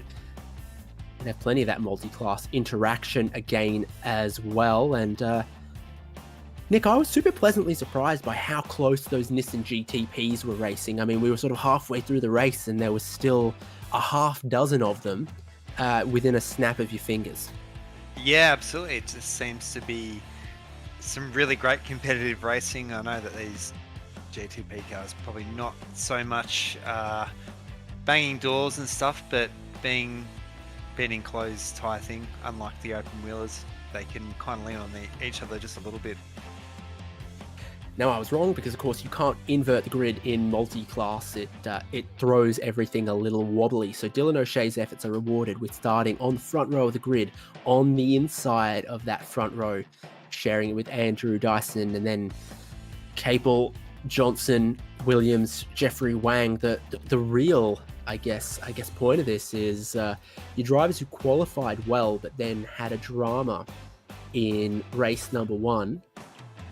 Not going to be quite so thrilled with this one, and as we scroll through, it means you're going to see some really well qualifying drivers like Sebastian Flock started row 2 for race number 1. He's going to be starting all the way back in 25th. Tim Orty likewise is going to be a long way back off of where his outright pace suggests he should be. Those are two drivers to watch. Flock, Orty, etc. Really, really deep in this field.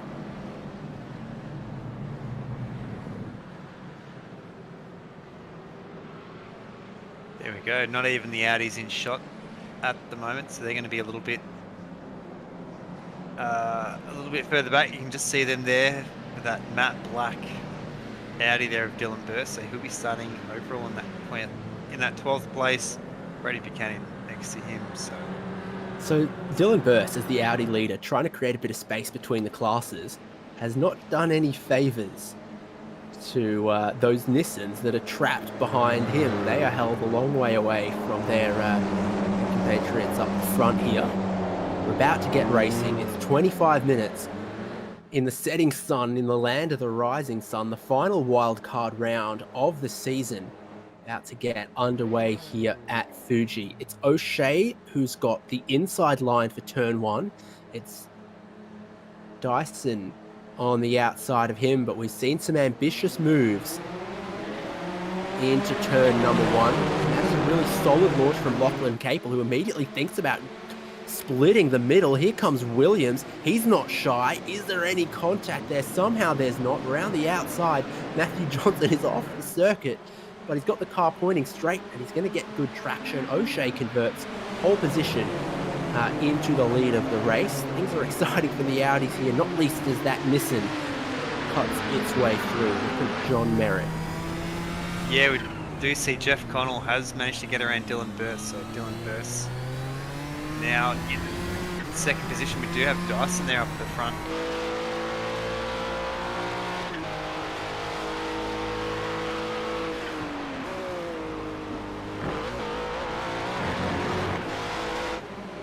They're racing on up front, but there has been dramas amongst the Audis. Jeff Connell has been on the tow truck there, potentially a retirement even. And we haven't seen it. Here he was, ahead of Burst. Whoa, and did he pop a motor? Actually, maybe even a hardware issue or something like that. very unfortunate there for Jeff Connell, to be leading, having to pull out after leading out the Audi. So he's still in pit lane there at the moment, just catching out of frame. Oh, as we just see, there's an Audi, a lot of smoke, a lot of tire smoke there. The Bills. That might have been Timothy Harris potentially, or Jordan Peters. So. And here's his teammate, Richard Brookfield, trying to get ahead of Sam Lehman, who you see bottom of screen. Lehman is around the outside, not quite the place you want to be. Great traction for the cars on the inside with the four-wheel drive. Normally means that's where you want to place the Audi 90 GTO. The crankshaft next to him there as well, just to his left-hand side. I'm trying to work out what. It's a very small one. Either that or something cross-plane, right? Yeah, I think it potentially might have been out of a motorcycle or something, because it was out of like a big V8 or something. Take up most of that table.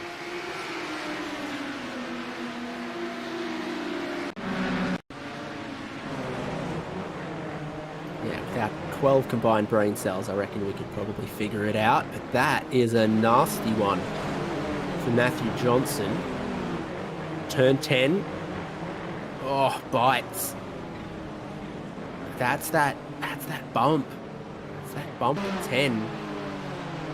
And it's going to force him down at pit lane. I wonder if he thinks he can do something with a quick repair, a splash of fuel, and get himself back into this race later on.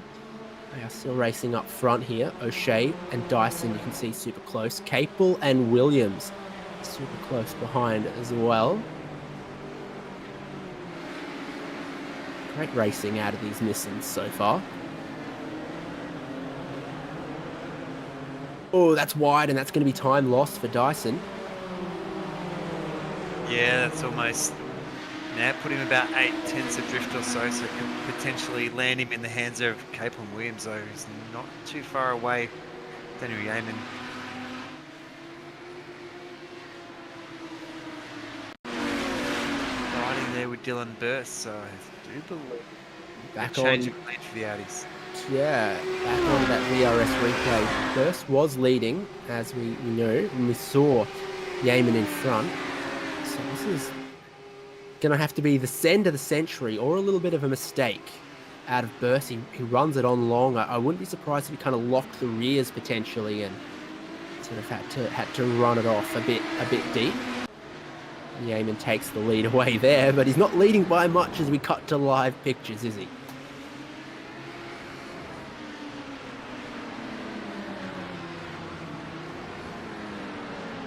You'd have to say there that matte black livery there of Dylan Burst, it just kind of sucks. It's so black, there's no reflection whatsoever. It'd be very hot to sit in there, I think, on a hot day, but thankfully not too hot there out on track, though, about 22.8 degrees track temperature. You can see just how strong that draft is. And then there's where he hits the rev limiter. You see they stall out, both doing 270. Yeaman knows Burst has got it, but braking here has been the Achilles heel for Burst, as he got it this time. Still runs it just a tiny bit deep, but he will lead the way. John Merritt doing well to stick with them. Then you see a gaggle of cars behind in the shape of Aaron Cooper, Richard Brookfield, Christopher Henn and Sam Lehman. Brookfield and Henn have made up some spots so far in this one. Biggest mover of the race is technically Tim Auty. He started this race a Nissan in Audi clothing, or however you want to call it. He was definitely a wolf amongst the sheep at the very, very back of the grid. Concentration there by Daniel Yeaman there. Is choosing to use the clutch. Not too sure if he's using the shifter though, it is sitting there, whether or not. Ah, so that one's there for display only, but that might not be working. Running all the dash though on the steering wheel as well is pretty cool. I got a business idea. Sim Racer socks.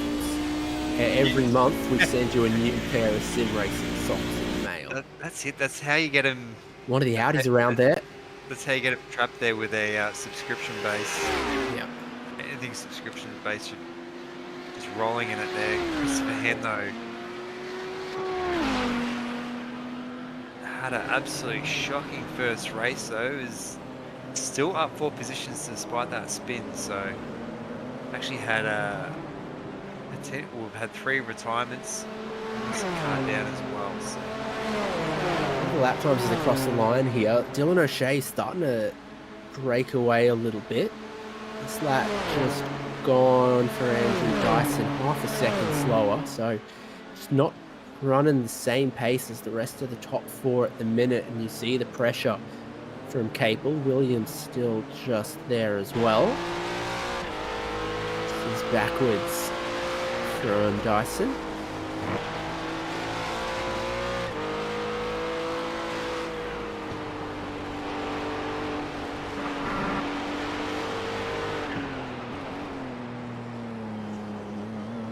We're on Andrew Dyson. Blink watch, there he goes. I was going to say, all breathed.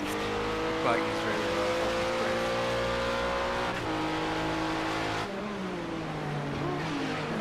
It's close amongst those cars. They're going to need at least one pit stop in this race. A little bit of traffic for them. One of our slightly delayed Audis.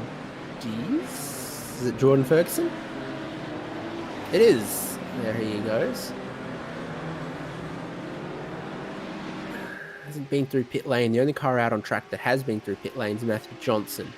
We've had what looks like Brady Buchanan, Tim Harris, and Jeff Connell retire. That's pretty big for Tim Harris. He might lose a bit of points, but probably still hold on to the championship lead in the AM division. It's Merritt. Then Yeaman, then Burst, the front of the Audi field.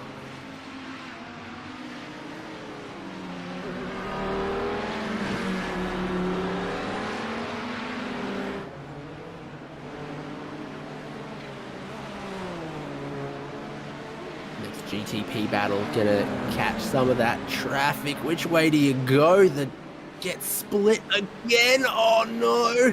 Hold on to it. No, he can't. The 53 of Tim Audi gets Newton's cradle, pinballs, bowling balls, something there. You can see how strong that arrow is. When it spun around, it was almost righted itself. Aiming straight on, so he was looking for a NASCAR blowover almost at that speed.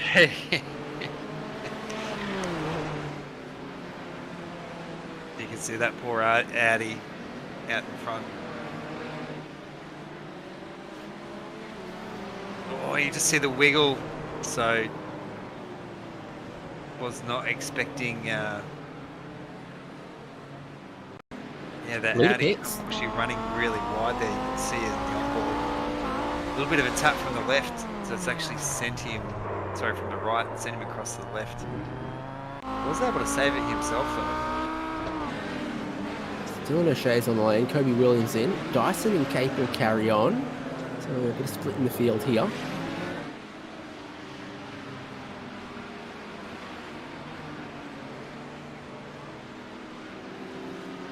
Audis will have to pit, but later.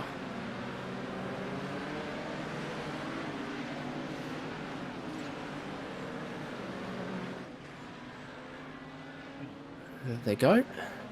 Longer stop this time as well, so up to sort of 13-ish seconds for O'Shea and Williams.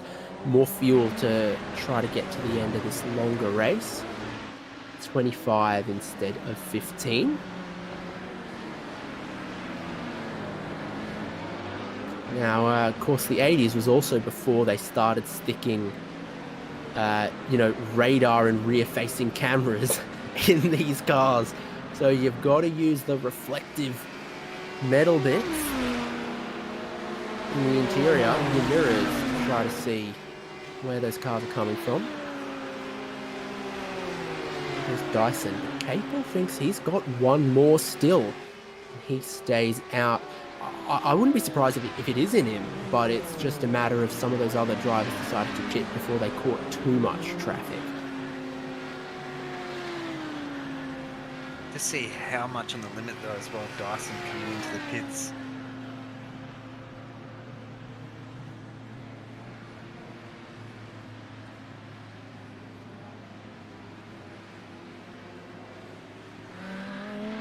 See the Audi Sport logo on the pit building there. That one's a bit newer than the Audis that are out on the track.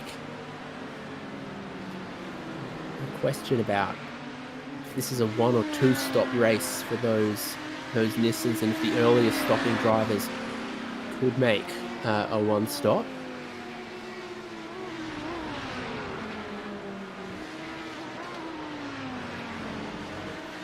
Second and third of Audis. Race on here. Williams down the inside and immediately into that traffic again, having to swoop the long way round. Williams is covering off Dyson. Dyson's just come out of pit lane. Williams had stopped the lap before. O'Shea's pulled a bit on them through all of that. Eventually, Lachlan Capel pits, and he's 9 laps into this race, and there should be 8 or 9 to go, so that's cutting it right about in half for Capel. Questions about the others. Williams is super wide, rejoins still side by side with Andrew Dyson in the final couple of the corners here. Cut back underneath for Dyson. Late in, early out, late apex, hoping to get the traction. Dyson's hoping to drag down the straight and pull one on Williams. Capel's still in his pit stall. He could rejoin right with these guys as well. It could be all on here. That superior traction, superior drive has worked out well for Andrew Dyson. He's got his nose in front. He's down the inside. There comes Capel into the race as well, right with them. Great racing.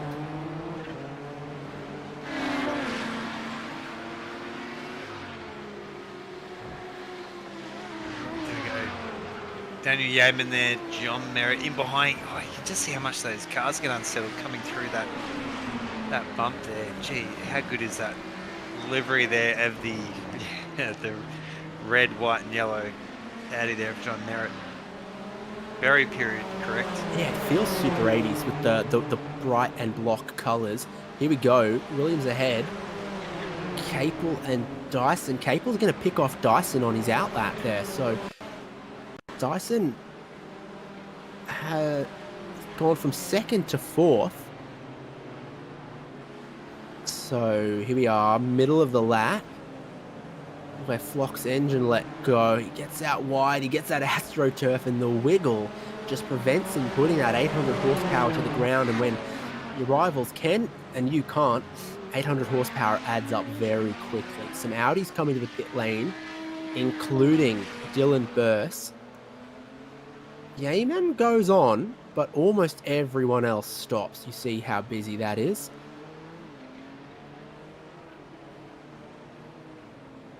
Burse is obviously rolling, still ahead of Merritt and the rest of the field there.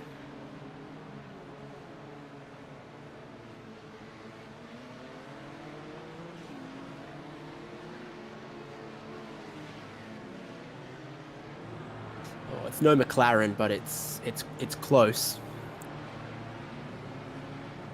Here's Wilkinson for a second stop. Apparently he has a black flag, so don't know why he'd be going to his pit bay then when it should be a drive-through penalty to serve. Oh, dramas. Burse has made contact with it's Chu Kang. So what's happened there on the outlap for Burse? Chu Kang's got a lot of damage. So you'll see Chu Kang, and this is the quicker car, bearing down on net race leader Burse. Way more downforce for the Nissan, way more speed.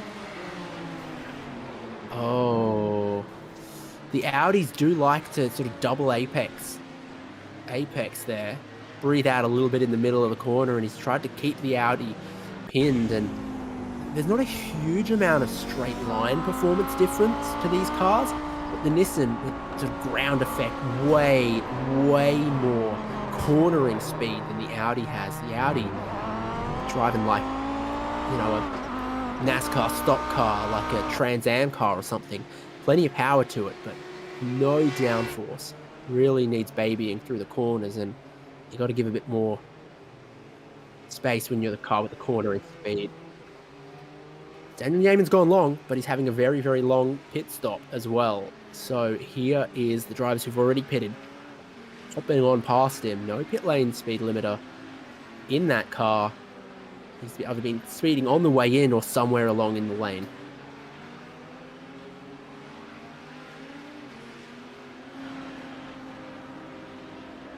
There we go. Almost feels like an eternity there. So that 50-second hold in the box. So that's going to put him right down the back in around 20th position overall. Now here's a question with the Nissan GTPs. Dylan O'Shea leads the way with 8 seconds in hand, but he was one of the first drivers to stop after just 7 laps. You see Kobe Williams also pitted after 7. Lachlan Capel went 9, took the full tank of fuel. He's definitely in one-stop range. Are the others. Oh, super tight, 3 wide into turn number 1 as they pass one of the Audis. Capel trying to go around the outside of Williams, couldn't do it. Showing the nose through the quick kink here. This is one of those corners, just a tiny little dab of the brakes and turn in for the Nissans, but a brake and downshift for the Audis. Really a place where the ground effect, the aerodynamics and the downforce generate a lot of lap time for these prototypes.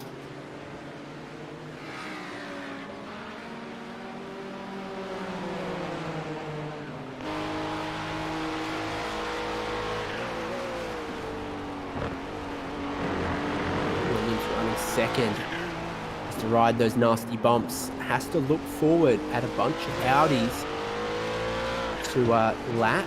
He's going to swoop round the outside if he can. The door closes and he's forced onto the sausage curb. And then teammate Capel comes through. Make of that what you will. No traction off the slow final corner for Williams. Capel right within striking distance. 6 minutes left. They've lost 2 seconds to your leader, O'Shea, on this lap. Capel looking to take the position this time. Doesn't have the straight line speed of Williams. He brakes super deep around the outside as well and holds onto it. Speed in different areas of the track from these two.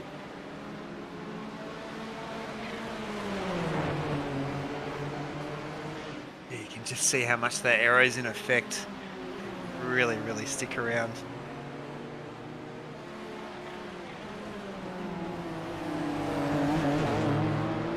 Plain to see from the rear shots of the car as well, those tunnels that run the underbody. It was all in vogue at the time. It's relatively efficient bulk downforce for a race car like this to complement your big turbo, your boost pressure. Speed. Room to bring your little brother along on the passenger side. Almost looks like it's where you put your logbook, just in case if there's a fire or so. That big tilt and brake bias adjust. So I dare say that will be one thing that's taken into consideration as the tyres wear down. And you've got the gauge just to the left of it, which indicates how strongly it is raining then. But Capel now looking down the inside again. He's not been as bold on the brakes before. He runs it in pretty deep. Not his optimal racing line, and Williams around the outside just so much better in turn 1. Jumps back ahead the whole time. They are not able to match the pace Dylan O'Shea has out front. Jeffrey Wang on the lane for a second time. Has he got a black flag, or is this the fuel gauge? So Wang went 7 laps at the start of this race. He's pitted again after 7. That suggests that that's all he had, going full tilt, full beans. Might we see another stop then from O'Shea? Capel fuel saved in the first stint, should be able to make it on the one stop. What can O'Shea do? He's coming to the end of his 8th lap. but he'll need a lot to extend on this stint to make it 1. That looks like he's heading for pit entry. Race leader Dylan O'Shea is going to make a second stop. Will Kobe Williams need to make a second stop? By my numbers, extending the first stint, Capel should be able to stop this as Williams comes into the lane.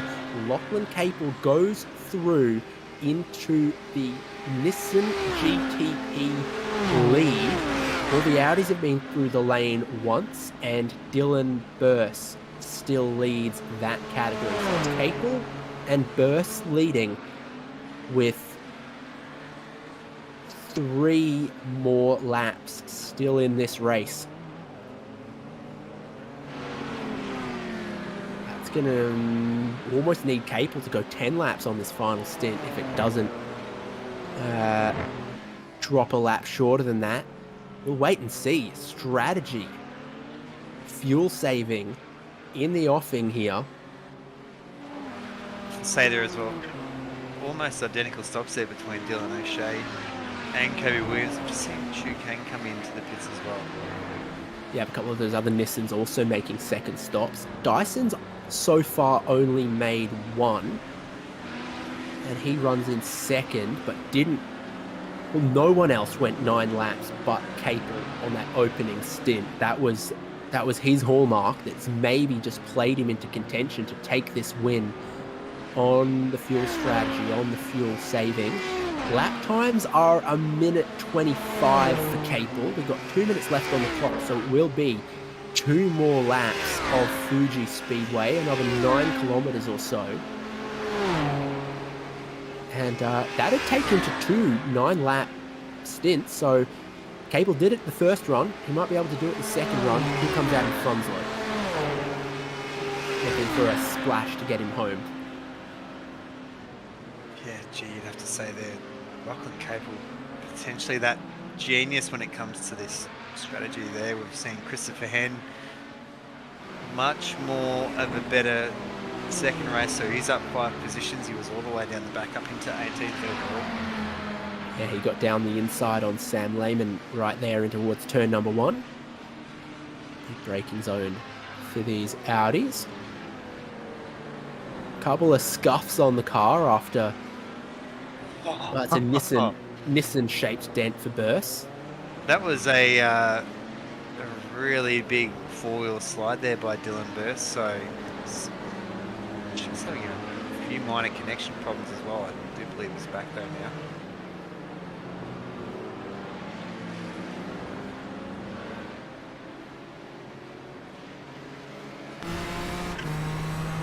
So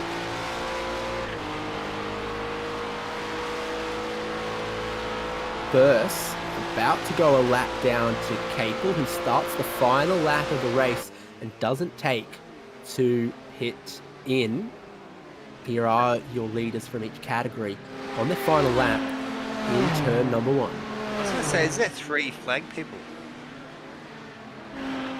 Yeah. It's like those people who, push you onto the subway carriage as well. Yeah, I was going to say, they're giving everyone a go. Yeah.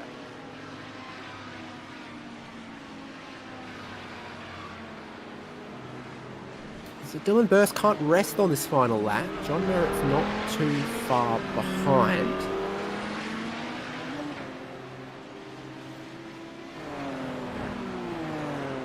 Aaron Cooper's the next car in class there, but class of the field strategy-wise is looking to be Lachlan Capel. Andrew Dyson also hasn't pitted. How's his pace? Mega fuel save on the end here. He's got 7 seconds still to Dylan O'Shea, so he can leave that thing in 5th gear, keep it out of the boost, and maybe still get home in 2nd place. Lachlan Capel knows he's outfoxed him. Big fuel save on the first stint, saved on the second stint as well, and he's going to take the win on the one-stop strategy. Here's Dyson. He'll make it home for 2nd. O'Shea and Williams have been caught looking a little silly. Yeah. have to say, still pretty strong result there, and we do see Dylan Burses come over there as our Audi winner overall.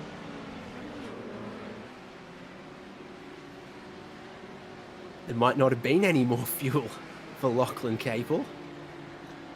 Either that, or he's in a big hurry to come and say hi to us.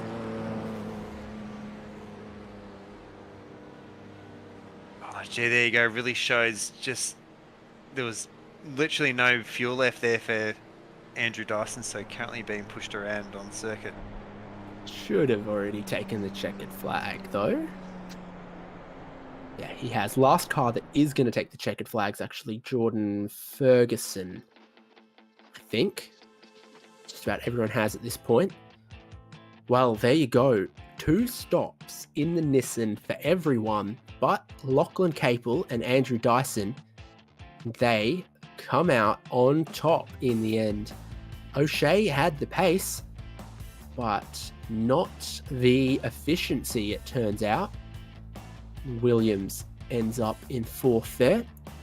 Adam Funslow. Jeffrey Wang, a winner for the Nissan in the AM category of drivers. Tim Audi, Chu Kang, Tom Wilkinson, Matthew Johnson, and the last Nissan was Tony Baker. He had a black flag applied post-race after going over the instant limit as well there. Dylan Burst, though, just so strong in that pitch black Audi from John Merritt, Aaron Cooper, Richard Brookfield, Luke Fitt, Jordan Peter, Christopher Henn, Sam Lehman, and what could have been Daniel Yeaman there, 9th of the Audis, 8th in the pro class. Jordan Ferguson, and wow, a tough break of things for a couple of our AM drivers here, Brady Buchanan and Tim Harris. Really tough round for that leader, Tim Harris. And then Connell, Flock, Faulkner not in that one.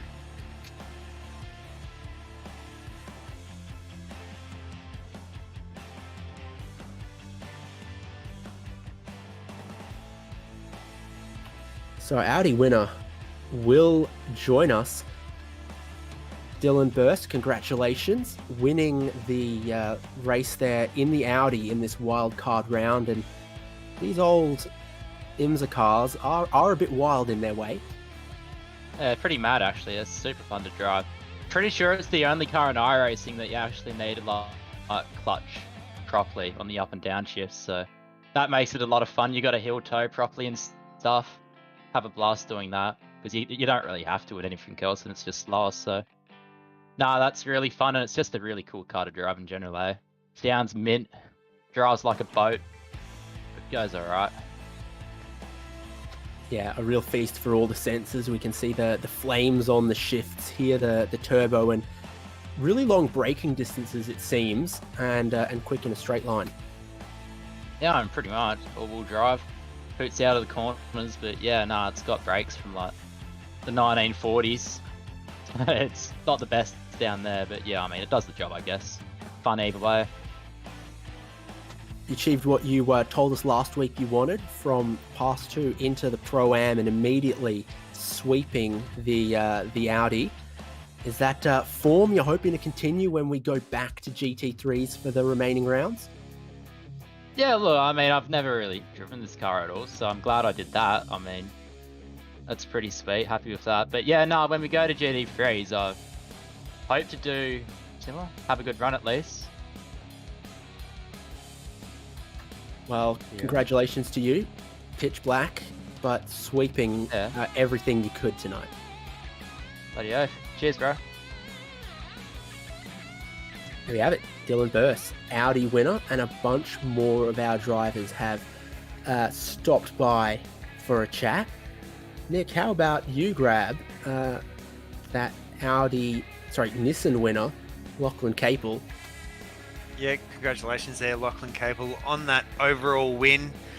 Absolutely masterclass, everyone, on that strategy with that one stop. Is it something that you had in mind beforehand? No, not at all beforehand. I jumped into the car and I saw I needed to put 26, 27 litres, and the other car could only put 22 and a half. So judging that I knew the lap would probably go a lap short plus a lap save, I knew I could probably get away with one stop and then having to save slightly on the second one. So yeah, look, I was surprised no one else saw. I thought Dyson would go for it.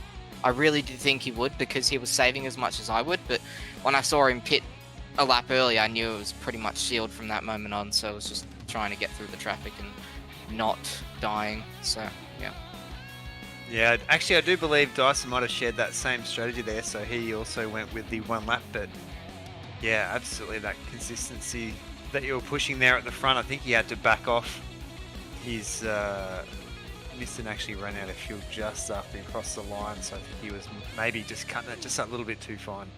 Yeah, well, congrats to him then from getting it back on that strategy, because midway through the stint he realised he wouldn't make it, so surprised he managed to save enough fuel and still maintain P2, so congrats to him for that one.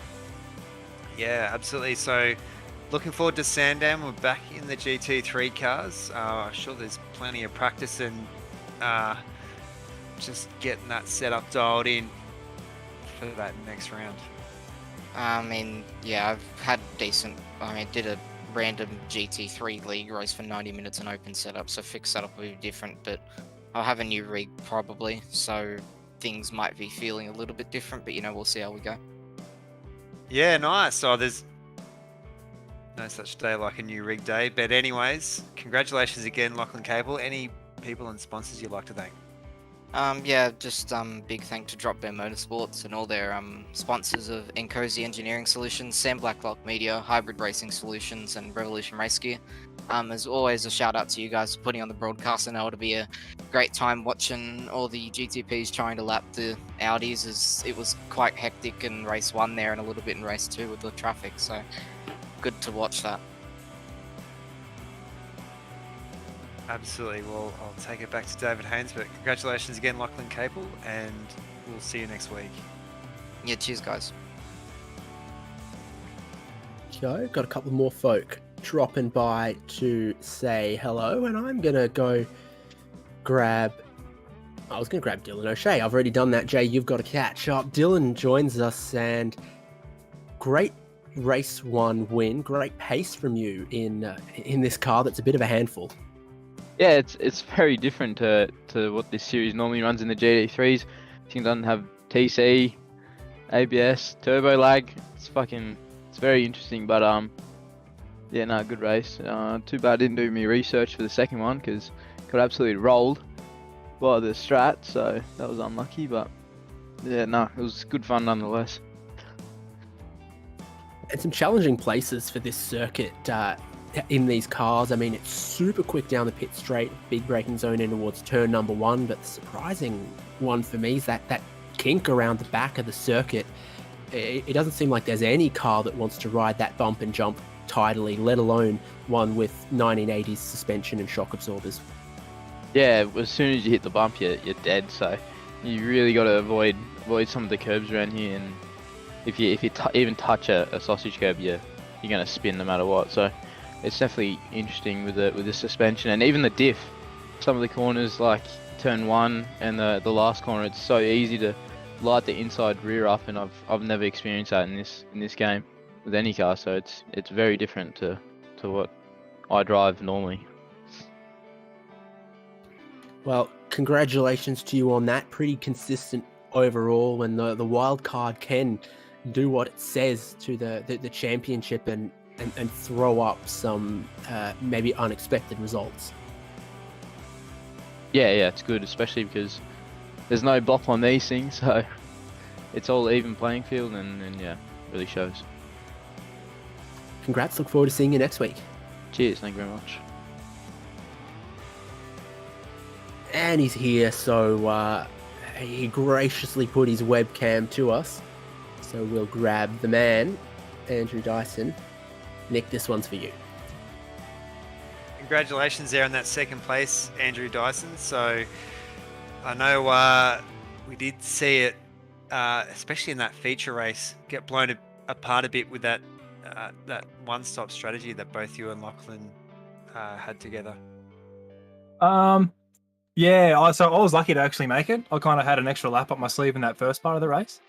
And then it was only at that point that I kind of worked out that, you know, you could only do one stop if you knew about it beforehand. But obviously we didn't, so I did the best I could with it. And I was, just had to hope no one else was going to beat me to the finish line. But yeah, not too bad. Yeah, absolutely. So finding yourself in this season, I think you might be one of the newer ones that's come across. Have you found working in with the GT3? Because I know that your background's probably more anchored towards the V8 supercars. Yeah, supercars and oval stuff probably more lately, but I've been trying to get back into the GT3 stuff. It's not super hard to get back into. Obviously, it's hard to get back to an elite level, but I mean, if I could only ever get there, then I'd be pretty happy. So, I mean, I go half all right, I guess, but not quite good enough to be up the front in this league without a heap of practice. So, doing okay. But yeah, these things are a little bit different. I guess no one's really had a heap of practice, so everyone kind of come in, you know, without knowing really what's going on, kind of evened it up a little bit, I guess, which is nice. But yeah, interesting cars, like a bit of a mix between a VN Commodore and I don't know, something turbo and a doorstop. So a bit under Siri and then kind of big single Peggy, but something different, and that's pretty cool, and it sounds cool, so it's a good thing. Yeah, so that's actually quite a good way to put it. So we're looking forward towards Sandown next week. We're back in the GT3 cars. I'm sure that you'll be well underway with your preparations for that. I think I might have raced there in something else last week, actually. So, yeah, I mean, I guess it kind of warmed up. But, yeah, I mean, you know, there's a lot of guys in this league and you know, they're racing to try and win a championship, and I'm just kind of rolling up. So where I end up is where I end up. I'm not too stressed about it. But if I go okay, then I'll be pretty happy about it. I'll look forward to it. Absolutely. Any people and sponsors you'd like to thank? I just thank you guys for putting on the broadcast, of course. And, cheers to the guys who put on the show. It's a lot of hard work, no doubt. There's always a lot of stress involved in putting these things together. So cheers to all that crew. And yeah, looking forward to the next race. Oh, simrigs.com. Don't forget about the code. Get on there. Get yourself a mad discount. We'll look after you. I was just about to say that. Are you actually there? Are you actually there at the Simrigs factory? Are you? No, I've actually never done a race from there, but I probably should do it one time just for a laugh and do a bit of a tour during the race. Maybe take your camera around or whatever and show some people what's happening. But yeah, maybe one day. It's quite fantastic. I'm only just down the road from him, so I've been there a couple of times in for a bit of a cheeky peek. Yeah, it's always a massive mess because we're always playing with all sorts of different stuff, but maybe we might get some rigs together one day and actually have a proper setup. Well, congratulations again, Andrew Dyson. We'll take it back to David Haynes and we'll see you next week. Yeah, thanks guys. Fantastic to hear from a real handful of our drivers after the wild card round from Fuji. You'll hear slightly less turbo whistling next week as we go to Sandown Raceway and we return to our GT3 machines. Championship really hots up at this point of the season. Sandown Raceway, always really close racing. Some corners that can lead to some great racecraft. We look forward to that. You're going to see it here on SimSpeed TV next Thursday, 1st of December. And David Haynes here, Nick Scariev with me, Jay Kennedy on the production. Remember to use AusProAm as your checkout code at simrigs.com. Thanks for joining us for this coverage of the simrigs.com AusProAm Sim Series. We look forward to seeing you next week.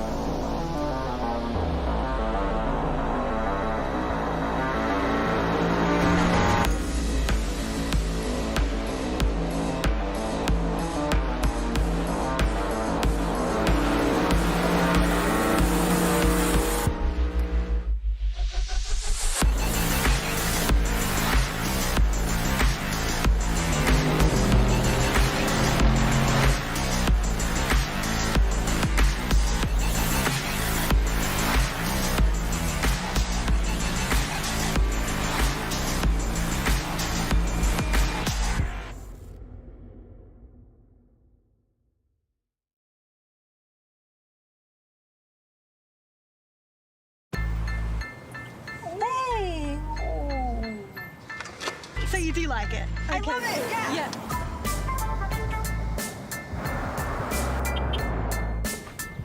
Now when you go pre-owned, you can enjoy the same feeling you get with a new Toyota. Tested and backed by Toyota. Upgrade your car, mate. This? Yeah, no big deal. Toyota certified. Pre-owned in a class of its own.